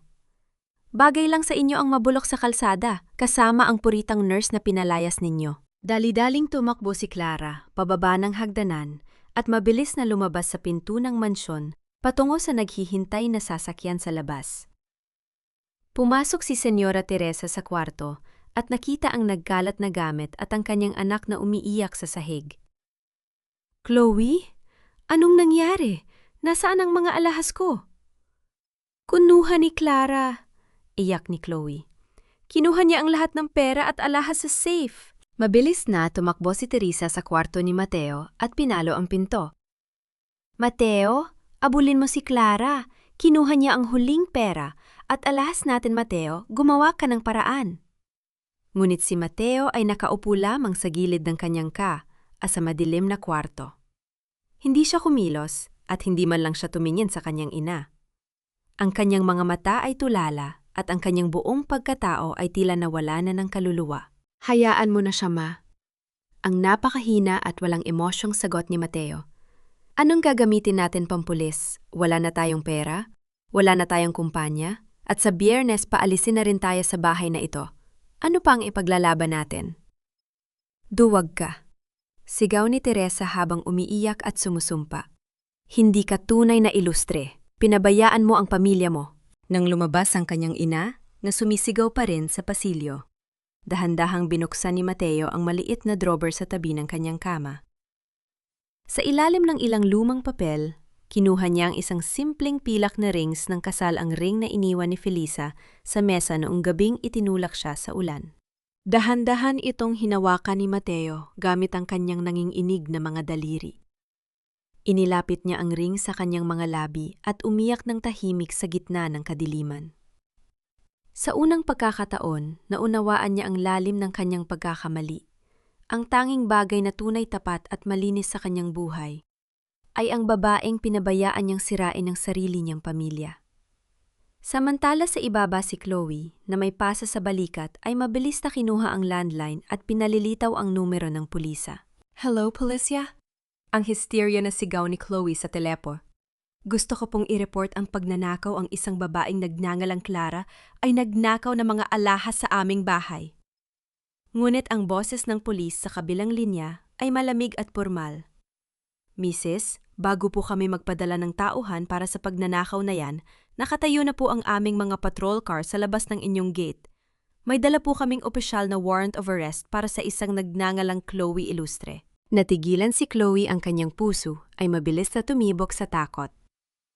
Warrant of arrest para sa akin. Anong kaso? Kaso pong falsification of public documents at perjury na opisyal na inisampa ni Ate Lucrecia Valderrama kaugnay ng ginawa ninyong peking paratangang pagnanakaw laban kay Madam Felisa Rojas, 4 na buwan na ang nakalilipas. Nang tumingin si Chloe sa binta, nakita niya ang mga kulay asul at pulang ilaw ng mga sasakyan ng pulisya na kumikislap sa pamamagitan ng bakal na gate ng mansyon, habang ang mga pulis ay naglalakad na paitaas sa kanilang pintuan. Ang ika-7 araw na itinakda ng tadhana ay dumating sa mansyon ng mga Ilustre sa Maynila. Ang langit ay madilim, na tila nagbabadya ng isang panibagong bagyo na sasalubong sa pagguho ng dating marang yang tahanan. 2 malalaking truck para sa paglipat ng mga gamit ang nakaparada sa labas ng gate, kasama ang court sheriff, ilang pulis at si Ate Lucrecia. Dahil si Chloe ay kasalukuyan ng nakakulong sa presinto sina Senyora Teresa at Mateo na lamang ang natitira sa loob ng malaking mansyon. Ang mga tagalipat ng gamit ay nagsimula ng pumasok sa loob, kinukuha ang mga Italian sofa, mga kristal na dekorasyon at mga mamahaling cabinet upang ilabas sa bahay. Nang makita sila si Senyora Teresa, ay mabilis na tumakbo pababa ng hagdanan, gulo-gulo ang kanyang buhok at gusot ang kanyang marangyang terno. Humara siya sa pinto, pilit na ibinubuka ang kanyang mga kamay upang harangan ang mga tagalipat. Huwag ninyong hahawakan ang mga gamit ko. Ang hysterical na sigaw ni Teresa, ang kanyang boses, ay nanginginig sa matinding galit. I will sue all of you. Pamilya Ilustre kami. Ang bahay na ito ay sa akin. Wala kayong karapatan na nakawin ang mansyon ko. Lumapit si Ate Lucrecia. Hawak ang opisyal na utos ng korte. Senyora Teresa, tapos na ang panahon ninyo. Ang bahay na ito ay pag-aari na ng aking kliyente dahil sa hindi ninyo pagbabayad ng utang. Pakiusap po, lumabi kayo sa pintuan upang maiwasan ang pisikal na gulo. Sa sandaling yon, isang marangyang itim na sasakyan ang dahan-dahang huminto sa harap ng mansyon. Bumukas ang pinto at bumaba si Felisa. Nakasuot siya ng isang eleganteng puting kasuotan, tila isang reyna na naglalakad sa kanyang sariling kaharian. Nang makita siya ni Teresa, ang mga mata ng matandang babae ay napuno ng matinding poot. Sinubuin niyang gamitin ang huling pagkakataon upang i-gaslight si Felisa. Felisa, ikaw na masamang babae, sigaw ni Teresa habang sinusubok kang lumapit, ngunit pinigilan siya ng mga pulis. Pinalaki kita bilang manugang ko sa bahay na ito. Binigyan kita ng tirahan, pinakain kita. At ngayon, gagamitin mo ang nakaw mong yaman para palayasin kami. Wala kang utang na loob. Ang nanay mo ay namatay na, palamunin din namin. Hindi sumigaw si Felisa. Hindi rin nagbago ang kanyang kalmadong mukha. Dahan-dahan siyang naglakad patungo kay Teresa, bawat hakbang niya ay may kasamang matatag na tunog ng kanyang sapatos sa semento. Utang na loob, Senyora Teresa. Ang malumanay ngunit napakatalim na boses ni Felisa, na tila ba bumasag sa huling pride ni Teresa. Nung nakatira ako rito, ako ang nagluluto, naglilinis at nag-aalaga sa inyo ng lebre ng walang kahit pisong sahod, habang tinatawag ninyo akong basura at hayop. Hinayaan ninyo akong hindi makapunta sa huling sandali ng aking ina para lang magsilbi sa inyong hapunan. At sasabihin ninyo na binigyan niyo ako ng tirahan. Ang mansyon na ito ay binili gamit ang utang mula sa bangko ng aking pamilya na kailanman ay hindi ninyo binayaran. Tumingin si Felisa kay Mateo na nakatayo sa tabi ng hagdanan na kayuko at hindi makapagsalita. Ang panahong inilaan ko sa inyo ay tapos na. Ngayon, oras na para maranasan ninyo ang pakiramdam ng walang matitirhan. Habang isinasagawa ang pagliligpit, nakita ni Felisa ang matandang kasambahay na si Yaya Maria, ang tanging katulong na palihim na nagbibigay sa kanya ng pagkain noon tuwing pinagbabawalan siya ni Teresa na kumain na nakatayo sa gilid, umiiyak habang bitbit ang kanyang lumang bag. Lumapit si Felisa sa matanda.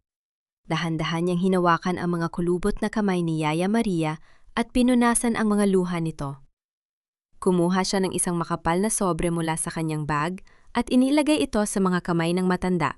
Yaya Maria, ang malumanay na sabi ni Felisa habang nakangiti. Salamat po sa kabutihan ninyo sa akin dati. Narito po ang 100,000 piso. Bumalik na po kayo sa inyong probinsya at magtayo ng maliit na sari-sari store. Ligtas na po kayo at hindi nyo na kailangan magtiis sa pamilyang ito. Umiyak si Yaya Maria sa matinding pasasalamat at niyakap si Felisa. Salamat, Senyorita Felisa. Pagpalain ka ng Diyos dahil sa iyong mabuting puso. Habang inilalabas ng mga tagalipat ang isang malaking kahoy na baul mula sa basement, isang lumang baul na pagmamay-ari ng yumaong Don Fernando Ilustre, na wala ng balanse ang dalawang lalaki. Ang mabigat na baul ay bumagsak sa sahig na marmol at marahas na nabasag ang lumang kahoy nito. Ang mga lumang dokumento, mga mapa at mga lihim na ledger ng dating Don Fernando ay nagkalat sa sahig. Lalapit sana si Teresa upang kunin ang mga papel. Ngunit mabilis siyang hinadlangan ni Ate Lucrecia. Pinulot ni Lucrecia ang isang dilaw at lumang dokumento na may pirma ng tatay ni Mateo at ng tatay ni Felisa na si Gabriel Rojas, 30 taon na ang nakalilipas. Habang binabasa ang dokumento, Nanlaki ang mga mata ni Lucrecia sa matinding gulat at horor. Inabot niya ang papel kay Felisa. Felisa, tingnan mo ito, ang nanginginig na boses ni Lucrecia. Binasa ni Felisa ang lihim na sugnay sa ilalim ng kontrata. Nakasaad doon na peke ang pirma ni Gabriel Rojas na ginamit ni Fernando Ilustre upang hiramin ang titulo ng Hacienda Negros. At sa kasunod na sulat, nakasulat ang plano ni na Fernando at Teresa na isabotahe ang preno ng sasakyan ni Gabriel Rojas na magbanta ito na magsusumbat sa pulisya. Napatitig si Felisa sa papel, ang kanyang buong katawan ay nanginginig sa matinding galit at kilabot. Habang nakatingin kay Teresa, na ngayon ay napaluhod sa sahig sa takot. Pinatay ninyo ang tatay ko. Bulong ni Felisa ang kanyang boses ay nanginginig sa matinding horror. Hindi aksidente ang pagkamatay ng tatay ko. Pinatay ninyo siya. Ang labas ng mansyon ng mga Ilustre ay napuno ng kaguluhan. Ang balita tungkol sa foreclosure ng kanilang tahanan at ang pagdating ng mga awtoridad ay mabilis na kumalat na nagdala ng dambuhalang pulutong na mga mamamahayag, mga kamera ng telebisyon at mga mausisang kapitbahay sa tapat ng gate. Ang mga kislap ng camera ay walang tigil na tumatama sa mukha ni Senyora Teresa habang pilit niyang tinatakpan ang kanyang mukha gamit ang kanyang nanginginig na mga kamay. Senyora Teresa, totoo po ba na bankrupt na ang Ilustre Enterprises? Ang sigaw ng isang reporter. Is it true na pinalayas ninyo ang inyong manugang at ninakawan ninyo ang pamilya Rojas? Lumayas kayo! Ang hysterical na sigaw ni Teresa, ang kanyang boses ay nanginginig sa matinding kahihiyan, habag ang kanyang dating maranging reputasyon ay tuluyang dinudurog sa harap ng buong bansa. Wala kayong karapatan na kuhanan ako ng larawan. Sa gitna ng kaguluhan, isang opisyal ng pulis, siya ang humakbang paitaas, hawak ang lumang dokumento na kamakailan lamang natagpuan sa nabasag na baul. Mrs. Teresa Ilustre, ang seryosong pahayag ng pulis habang inilalabas ang mga posas. Inilalagay ka namin sa ilalim ng aresto para sa kasong pakikipagsabwatan sa pagpatay kay Gabriel Rojas, 30 taon na ang nakalilipas. May karapatan kang manahimik at ang bawat salitang sasabihin mo ay maaaring gamitin laban sa iyo sa hukuman. Hindi sinungaling kayo, sigaw ni Teresa habang marahas na isinusugod ang kanyang mga kamay upang umiwas. Peke ang papel na yan. Inimbento lang yan ng babaeng yan upang sirain ako. Ngunit ang mga posas ay malamig na sumara sa kanyang mga pulso sa harap ng lahat ng mga kamera ng media. Ang kahihiyang ito ay ang pinakamasakit na parusa para sa isang babaeng buong buhay na nagpanggap na mataas at malinis sa lipunan. Dahil sa matinding emosyon, kahihiyan at takot, biglang nahirap ang huminga si Senyora Teresa. Humawak siya sa kanyang dibdib. Ang kanyang mga mata ay nanlaki sa sakit at dahan-dahan siyang bumagsak sa basang simento ng kalsada. Tumawag kayo ng ambulance, ang sigaw ng isang pulis. Mabilis na dinala si Teresa ng ambulansya patungo sa pinakamalapit na pampublikong ospital, ang mismong ospital kung saan pumanaw ang ina ni Felisa nang walang sapat na tulong dahil sa kapabayaan at kawalang puso ni Teresa noon. Naiwan si Mateo sa gilid ng kalsad, basang-basa sa ulan, habang pinagmamasdan ang papalayong ambulansya. Tumingin siya sa dulo ng kalsada kung saan nakatayo si Felisa sa tabi ng kanyang marang, yung sasakyan tahimik na pinagmamasdan ang buong pangyayari. Mabilis na tumakbo si Mateo patungo sa kanya. Sa harap ng marangyang kotse ni Felisa, marahas na bumagsak si Mateo sa kanyang mga tuhod sa putikan. Ang kanyang mga kamay ay nakataas bilang pagmamakaawa. Felisa, pakiusap. Ang iyak ni Mateo, ang kanyang boses ay nanginginig sa matinding pagsisisi at sakit. Parusahan mo ako, saktan mo ako, o kunin mo ang lahat ng mayroon ako. Ngunit iligtas mo si Mama. Patawarin mo ako sa lahat ng naging pagkakamali ko. Hindi ko hiningi ang yaman mo, Felisa. Gusto ko lang ibalik ang panahon upang maiwasan ang sakit na idinulot ko sa iyo. Nakatayo si Felisa sa ilalim ng kanyang malaking itim na payong. Pinagmamasdan ang kanyang dating asawa na nakaluhod sa putik. Wala siyang galit sa kanyang mukha. Wala ring bakas ng tagumpay. Ang kanyang mga mata ay nanatiling blangko at malamig, tila isang banyaga na tumitingin sa isang estranyo. Dahan-dahang yumuko si Felisa. Kinuha niya ang hawakan ng kanyang itim na payong at maingat na inilagay ito sa mga basang kamay ni Mateo upang protektahan ito mula sa ulan. Ngunit hindi niya tiningnan ang mga mata ni Mateo at hindi rin siya nagsalita ng kahit isang salita. Tumalikod siya pumasok sa kanyang sasakyan at isinara ang pinto. Ang marangyang kotse ay dahan-dahang umalis, iniwan si Mateo na nakaluhod sa kalsada.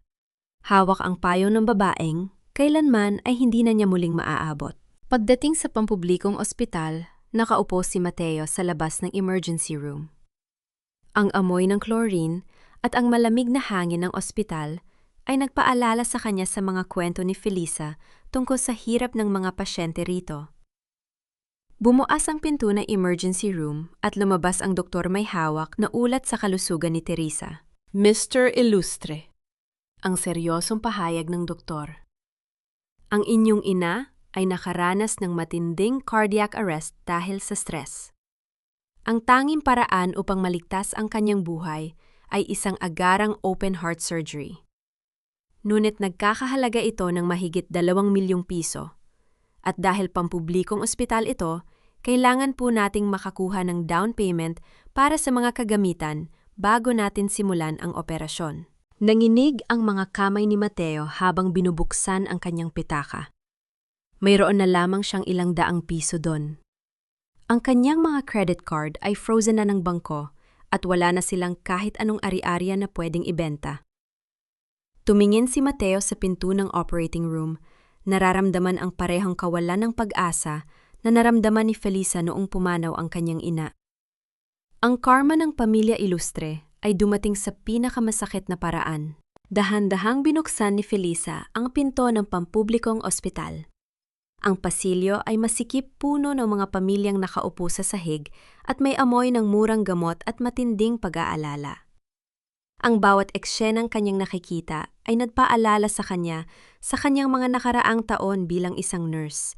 Ang mga panahong naglilingkod siya para sa iba na walang hinihingging kapalit. Naglakad siya patungo sa dulo ng pasilyo kung saan nakaratay si Senyora Teresa sa isang simpleng kama. Wala na ang marangyang terno, wala na ang mga mamahaling alahas, at wala na ang maangas na tindig. Ang matandang babae ay nakasuot na lamang ng lumang hospital gown. Ang kanyang muka ay maputla kulubot at napapaligiran ng mga tubong nagpapanatili ng kanyang hininga. Nang mapansin ang pagpasok ni Felisa, dahan-dahang idilat ni Teresa ang kanyang mga mata. Sa unang pagkakataon, matapos ang maraming taon, walang galit, walang panlalait at walang kayabangan sa mga mata ng matanda. Ang tanging nakikita doon ay ang matinding takot sa kamatayan at ang malalim na pagmamakaawa. Nanginginig na itinaas ni Teresa ang kanyang kanang kamay. Pilit na inaabot ang laylayan ng damit ni Felisa. Ang kanyang mga labi ay gumalaw, sinusubukang bumuo ng mga salita, ngunit walang tunog na lumabas sa kanyang tuyong lalamunan. Umiyak siya ng tahimik, ang mga luha ng pagsisisi ay dahan-dahang pumatak sa kanyang kulubot na pisngi habang isinasalubong ang kanyang kamay bilang paghingi ng tawad. Tinitigan siya ni Felisa. Hindi na niya nakikita ang dambuhalang monster na sumira sa kanyang buhay. Ang nakikita na lamang niya ngayon ay isang kaawa-awang matandang babae na naghihintay na lamang sa huling hatol ng buhay. Sa nanginginig na hawak ni Teresa, napansin ni Felisa ang isang lumang gintong medalyon. Ito ay nakabukas ng bahagya at sa loob nito ay may nakalagay na larawan ng isang maliit na sanggol na babae, isang sanggol na may mga matang hindi katulad kay Chloe o kay Mateo. Nagtaka si Felisa sa misteryong dala ng medalyon, ngunit pinili niyang wag muna itong isipin sa ngayon. Lumabas si Felisa sa silid at hinarap si Ate Lucrecia na naghihintay sa pasilyo. Ate Lucrecia. Ang malumanay na, sabi ni Felisa habang nakatingin sa sahig. Bayaran mo ang buong halaga ng operasyon ni Senyora Teresa gamit ang anonymous fund ng Pamilya Rojas. Siguraduhin mong masisimula ng operasyon niya ngayong gabi. Natigilan si Lucrecia, ang kanyang muka ay napuno ng matinding pag-aalinlangan. Bakit, Felicia? Matapos ang lahat ng ginawa niya sa'yo, matapos ang ipahiya ka. patayin ang tatay mo, at pabayaan ang nanay mo na mamatay ng mag-isa. Bakit mo siya ililigtas? Huminga ng malalim si Felisa at tumingin sa labas ng bintana kung saan sumisikat ang buwan sa gitna ng mga ulap. Dahil hindi ko ito ginagawa para sa kanya, Lucrecia. Ginagawa ko ito para sa aking sarili. Ayaw kong mamuhay na may kasamang matinding galit at tutun sa aking puso. At bilang isang nurse, hindi ko kayang tingnan ng isang taong namamatay kung may kakayahan naman akong tumulong. Ang pagganti ko ay tapos na. Nayon oras na para sa aking sariling paghilom. Naglakad si Felisa patungo sa maliit na kapilya sa dulo ng ospital upang hanapin ang tahimik na kapayapaan. Pagpasok niya, nakita niya si Mateo na nakaupo sa isang lumang bangko na gawa sa kahoy. Ang kanyang mukha ay nakasubsob sa kanyang mga kamay habang umiiyak ng tahimik.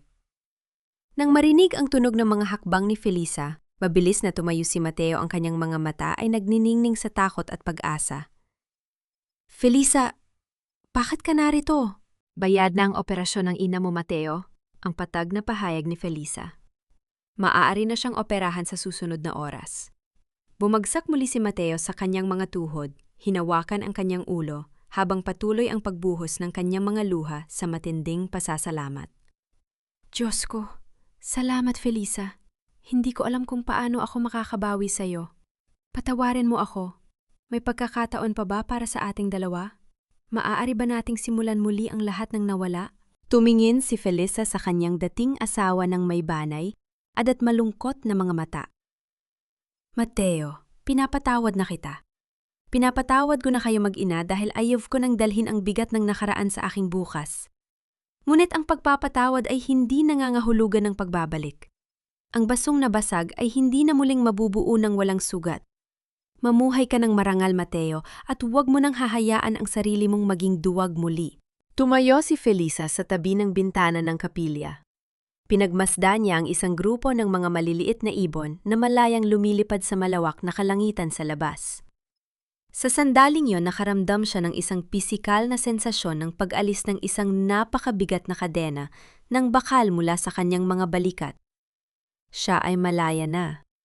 Biglang bumukas ang pinto ng kapilya at mabilis na pumasok si Ate Lucrecia na may hawak na telepo, no ang kanyang mukha ay napuno ng matinding kaba at gulat.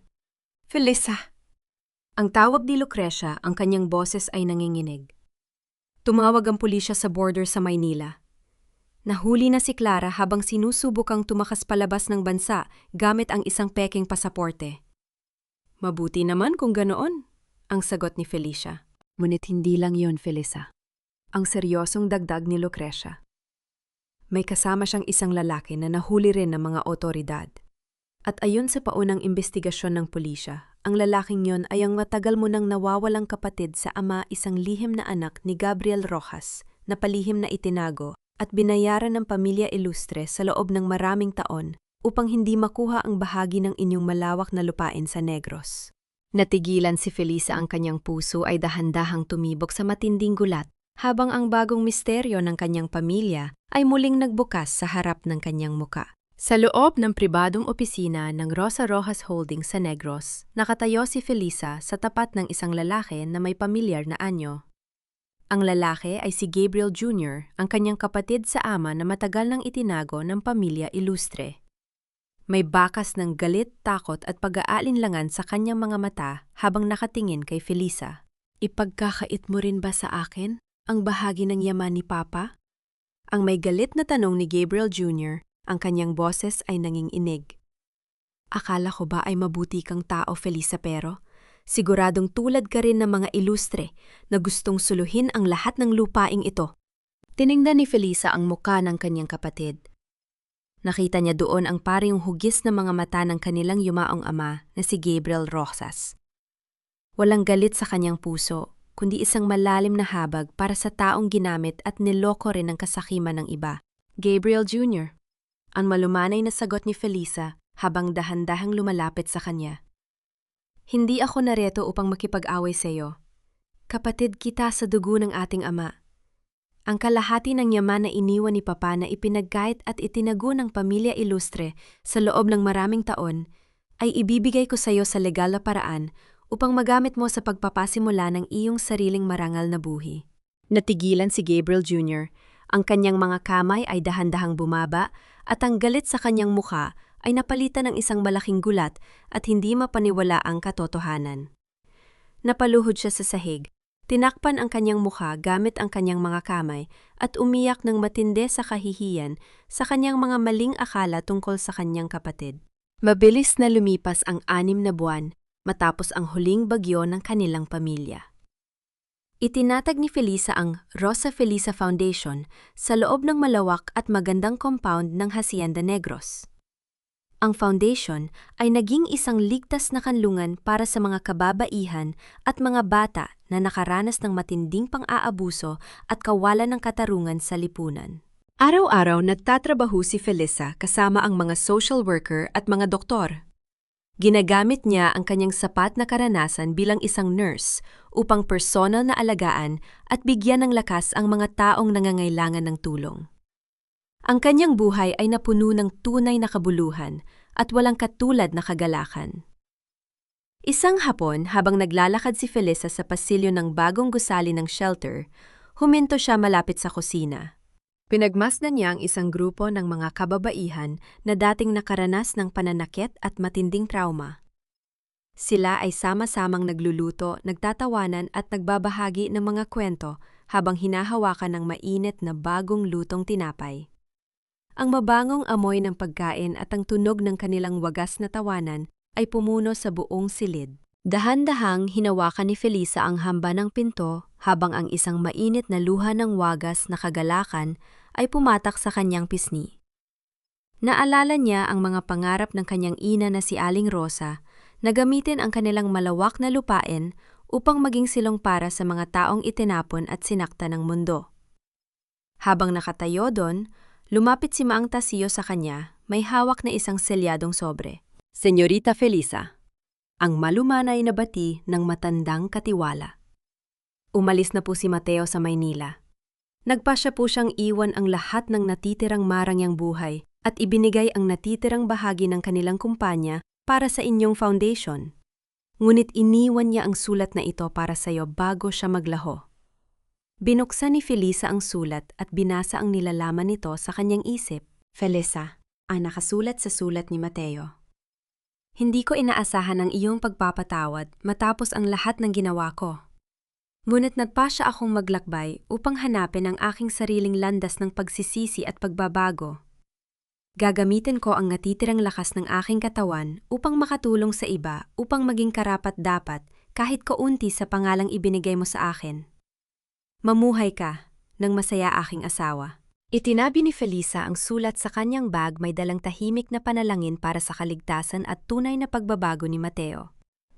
Pagkalipas ng 1 linggo, habang iniaayos ni Felisa ang mga kahon ng mga medical na kagamitan sa labas ng barong klinika ng foundation, isang malaking truck ng mga hollow blocks at mga semento ang pumarada sa labas ng gusali.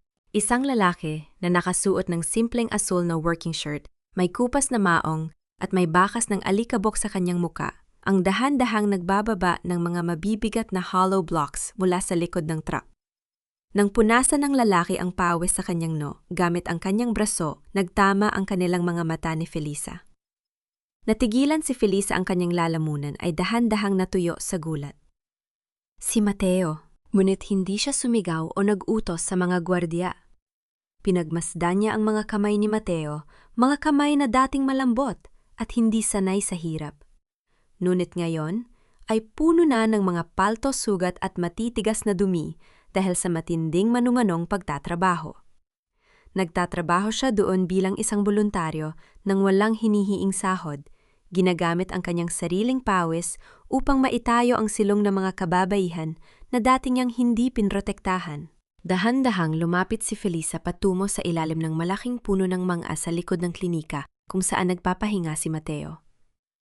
Nakaupo si Mateo sa isang sementadong upuan, hawak ang isang plastik na bote ng tubig habang pinupunasan ang kanyang pawisang leeg gamit ang isang lumang tuwalya. Nang mapansin ang anino ni Felisa, mabilis na tumayo si Mateo, may bakas ng kaba at malaking respeto sa kanyang mga mata habang mabilis na pinupunasan ang kanyang maruruming kamay sa kanyang pantalon. Felisa, Pasensya ka na. Ang mahinahong boses ni Mateo. Ang kanyang mukha ay namula sa hiya. Hindi ko gustong guluhin ka o magdala ng ingay sa lugar na ito. Gusto ko lang talagang tumulong sa pagpapatayo ng mga karagdagang kwarto para sa mga kababaihan. Tiningnan ni Felisa ang mukha ni Mateo. Wala na ang maangas na itsura ng isang tagapagmana ng pamilya ilustre. Ang nakatayo sa kanyang harap na yon ay isang lalaking nahanap ang kanyang sariling pakatao sa pamamagitan ng tapat na paggawa.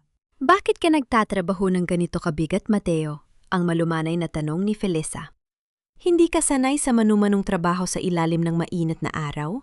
Maari ka namang kumuha ng mas madaling trabaho sa Maynila. Mumiti ng bahagya si Mateo, ngunit may bakas ng lungkot sa kanyang mga mata habang nakatingin sa kanyang mga kamay na puno ng mga paltos. Nung magkasama pa tayo sa mansyon, hinayaan ko ang aking sarili na maging bulag habang ikaw ang gumagawa ng lahat ng mabibigat na trabaho para sa pamilya ko nang walang kahit pisong sahod. Ngayon, gusto ko namang gamitin ang sarili kong pawis at lakas para maitayo ang lugar na magliligtas sa mga taong dating hindi ko pinrotektahan. Hindi ako naghihintay na mahalin mo ako uli, Felisa. Alam kong napakarami kong pagkakamali. Gusto ko lang makabawi sa iyo at sa memorya ng nanay mo kahit kaunti. Naramdaman ni Felisa ang katapatan sa bawat salitang binikas ni Mateo. Ang pagpapatawad na kanyang ibinigay noong nakaraang buwan ay hindi na isang mabigat na desisyon, kundi isang ganap na kalayaan para sa kanilang dalawa. Sapat na ang ginagawa mo, Mateo, ang sagot ni Felisa habang nakangiti ng bahagya.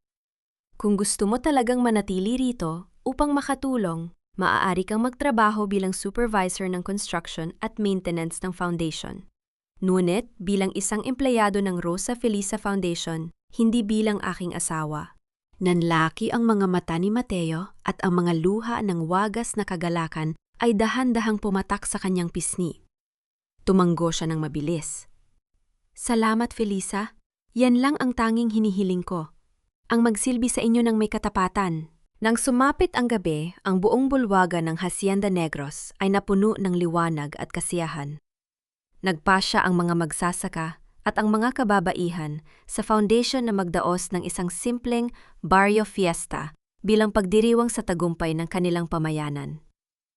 Ang mga makukulay na banderitas ay sumasayaw sa hangin sa ilalim ng mga dekorasyong ilaw at ang amoy ng masasarap na lokal na pagkain ay pumuno sa kapaligiran. Ang tunog ng simpleng gitara at mga awiting lokal ay nagdala ng isang masiglang damdamin sa lahat ng dumalo.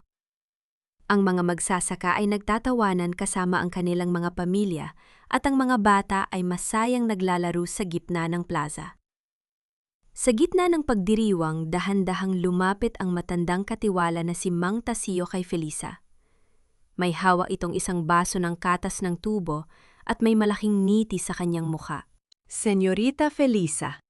Ang magalang na paanyaya ni Mang Tasio habang yumuyuko ng bahagya. Maaari ko po bang makuha ang unang sayaw ng ating mabuting senyorita ngayong gabi? Tumawa ng malakas si Felisa, isang tawang puno ng kalayaan at wagas na kagalakan. Siyempre naman, Mang Tasio. Dinala ni Mang Tasio si Felisa sa gitna ng plaza sa ilalim ng mga kumikislap na ilaw. Habang sumasayaw sila sa saliw ng mahinahong tugtog ng gitara, naramdaman ni Felisa ang lubos na kapayapaan. Wala na ang takot. Wala na ang sakit at wala na ang anino ng nakaraan. Siya ay muling naging isang malayang bata sa lupaing kanyang pinagmulan. Sa malayo nakatayo si Ate Lucrecia habang hawak ang isang baso ng alak, nakangiti ng buong pagmamalaki habang pinagmamasdan si Felisa. Habang nagpapatuloy ang sayawan, lumapit ang sekretarya ni Lucrecia at may inabot na isang ulat sa pananalapi. Binasa ito ni Lucrecia at mabilis na lumapit kay Felisa nang matapos ang sayaw. Felicia! Ang bulong ni Lucrecia. May dumating na isang napakalaking donasyon na nagkakahalaga ng 5 milyong piso para sa klinika ng foundation mula sa isang hindi kilalang offshore account. Sino po ang nagpadala? Tanong ni Felicia. Walang pangalan. Sagot ni Lucrecia habang ipinapakita ang maikling sulat na kasama ng donasyon. Ngunit may nakasulat dito, na itayo mo na ang bagay na palaging ninais ng iyong ama at ina. Maging masaya ka, Felicia. Napanghiti si Felicia, nararamdaman ang isang mainit at protektadong anino ng kanyang nakaraan na patuloy na nagbabantay sa kanya sa malayo. Ang misteryo ng pamilya Rojas ay hindi na isang sumpa, kundi isang gabay para sa kanyang magandang bukas. Naglakad si Felisa patungo sa dulo ng bukid, kung saan ang gintong kulay ng papalubog na araw ay dahan-dahang naglalaho sa likod ng malalawak na tubuhan. Hinawakan niya ang gintong locket sa kanyang leeg, pinagmasdan ang kagandahan ng kalikasan sa kanyang harap nang walang kahit kaanting takot, panghihinayang o pag-aalinlangan. Handa na siya para sa anumang bukas na darating. Lumipas ang 3 taon na tila ba isang banayad na ilog na dahan-dahang humuhugas sa lahat ng sugat ng nakaraan. Ang Hacienda Negros at ang Rosa Felisa Foundation ay naging isang buhay na simbolo ng pag-asa at pag-unlad sa buong rehiyon ng Kabisayaan. Ang malalawak na tubuhan ay patuloy na sumasayaw sa ilalim ng gintong sikat ng araw na nagdadala ng tamis hindi lamang sa kalakalan, kundi sa buhay ng daan-daang pamilya ng mga magsasaka. Isang payapang hapon ng linggo, naglakad si Felisa patungo sa likod ng maliit na kapilya kung saan nakahimlay ang kanyang ina na si Aling Rosa. Ang puntod na gawa sa puting marmol ay napapaligiran ng mga sariwang puting rosas na maingat na inalagaan sa loob ng maraming taon. Dahan-dahang lumuhod si Felisa sa tabi ng puntod. Inilagay niya ang isang pumpon ng mga bagong pitas na bulaklak sa ibabaw ng marmol, habang ang simoy ng hangin ay banayad na humahaplos sa kanyang maikling buhok. Sa tabi ng marmol na lapida, napansin ng kanyang mga mata ang isang maliit na usbong ng bedeng halaman na dahan-dahang sumusulpot mula sa ilalim ng basang lupa. Ito ay isang munting usbong ng bagong buhay na sumisibol mula sa abo ng lumang pighati. Dahan-dahang hinawakan ni Felisa ang malalambot na dahon ng usbong at isang banayad ng ngiti ng lubos na kapayapaan ang lumabas sa kanyang mga labi. "Ina?" Ang malumanay na bulong ni Felisa habang nakatingin sa puntod. "Payapa na po ang lahat. Wala na pong natitirang galit o sakit sa aking puso. Napatawad ko na po sila hindi dahil karapat-dapat silang patawarin, kundi dahil karapat-dapat ako sa isang buhay na walang bit-bit na tuto ng nakaraan. Tapos na po ang bagyo, Ina." Ang pagpapatawad na ibinigay ni Felisa ay hindi lamang nagpalaya sa kanyang sariling kaluluwa, kundi nagbigay din ng pagkakataon sa pamilya ilustre na mahanap ang kanilang sariling katotohanan. Si Senyora Teresa Bagaman, nakaligtas sa operasyon, ay nanatiling mahina ang katawan. Namumuhay siya ngayon ng napakapayak sa isang maliit na bahay sa probinsya, malayo sa ingay at pasipikadong karangyaan ng Maynila. Ang kanyang puso ay dahan-dahang lumambot sa pamamagitan ng panalangin at ng payak na pamumuhay. Si Mateo naman ay nagtatrabaho na ngayon bilang isang guro sa isang maliit na pampublikong paaralan sa Negros. Sa bawat araw na lumilipas, ibinabahagi niya ang kanyang lakas at kaalaman para sa mga bata na mga magsasaka, habang patuloy na tumutulong bilang voluntaryo sa foundation tuwing weekend. Nahanap niya ang kanyang tunay na dignidad, hindi sa pamamagitan ng pangalan ng pamilya ilustre, kundi sa pamamagitan ng tapat at tahimik na paggawa. Si Chloe naman, matapos mapaglingkuran ang kanyang maikling parusa sa presento dahil sa perjury, ay nakalaya na at nagtatrabaho na ngayon bilang isang simpleng clerk sa isang kumpanya sa lungsod. Natutunan niya ang leksyon ng buhay at pinili ang isang tahimik at marangal na pamumuhay malayo sa kasakiman. Sila ay hindi na mayaman sa paningin ng mundo, ngunit sa unang pagkakataon, nahanap nila ang kanilang tunay na pagkatao sa pamamagitan ng pagkawala ng kanilang toxic na pride at kayabangan. Tumingin si Felisa sa malawak na kalangitan kung saan ang papalubog na araw ay nagpinta ng kulay ginto at rosas sa mga ulap. Sa bawat tagapakinig ng kanyang kwento, lalo na sa mga kababaihan na nakaranas ng matinding pagsubok, may isang huling mensahe si Felisa na nais iwanan sa kanilang mga puso. Ang tunay na yaman ng buhay ay hindi nasusukat sa laki ng mansyon na iyong tinitirhan, sa dami ng alahas na iyong isinusuot, o sa kapangyarihan na meron ka sa lipunan. Ang tunay na yaman ay ang kapayapaan ng iyong kaluluwa, ang katapatan ng iyong puso, at ang dambuhalang lakas na bumangon mula sa bawat pagkakataon na itinapon ka ng mundo sa ulan. Para sa bawat babae na kasalukuyan nagtitiis, umiiyak at nakakaranas ng kawalang katarungan, huwag mong hahayaan na sirain ng iba ang iyong sariling halaga. May isang lihim na lakas sa loob ng iyong dibdib na naghihintay lamang sa tamang panahon upang sumibol at magdala ng bagong liwanag sa iyong bukas. Maging matatag ka dahil ang bawat bagyo ay may katapat na payapang bukirin. Dahan-dahang tumayo si Felisa, inayos ang kanyang damit at naglakad pabalik patungo sa pangunahing gusali ng foundation, kung saan naghihintay sa kanya ang mga kababaihan na may mga ngiti sa kanilang mga mukha. Ang kanyang bawat hakbang ay may kasamang ganap na kalayaan, katatagan at walang katulad na pag-asa.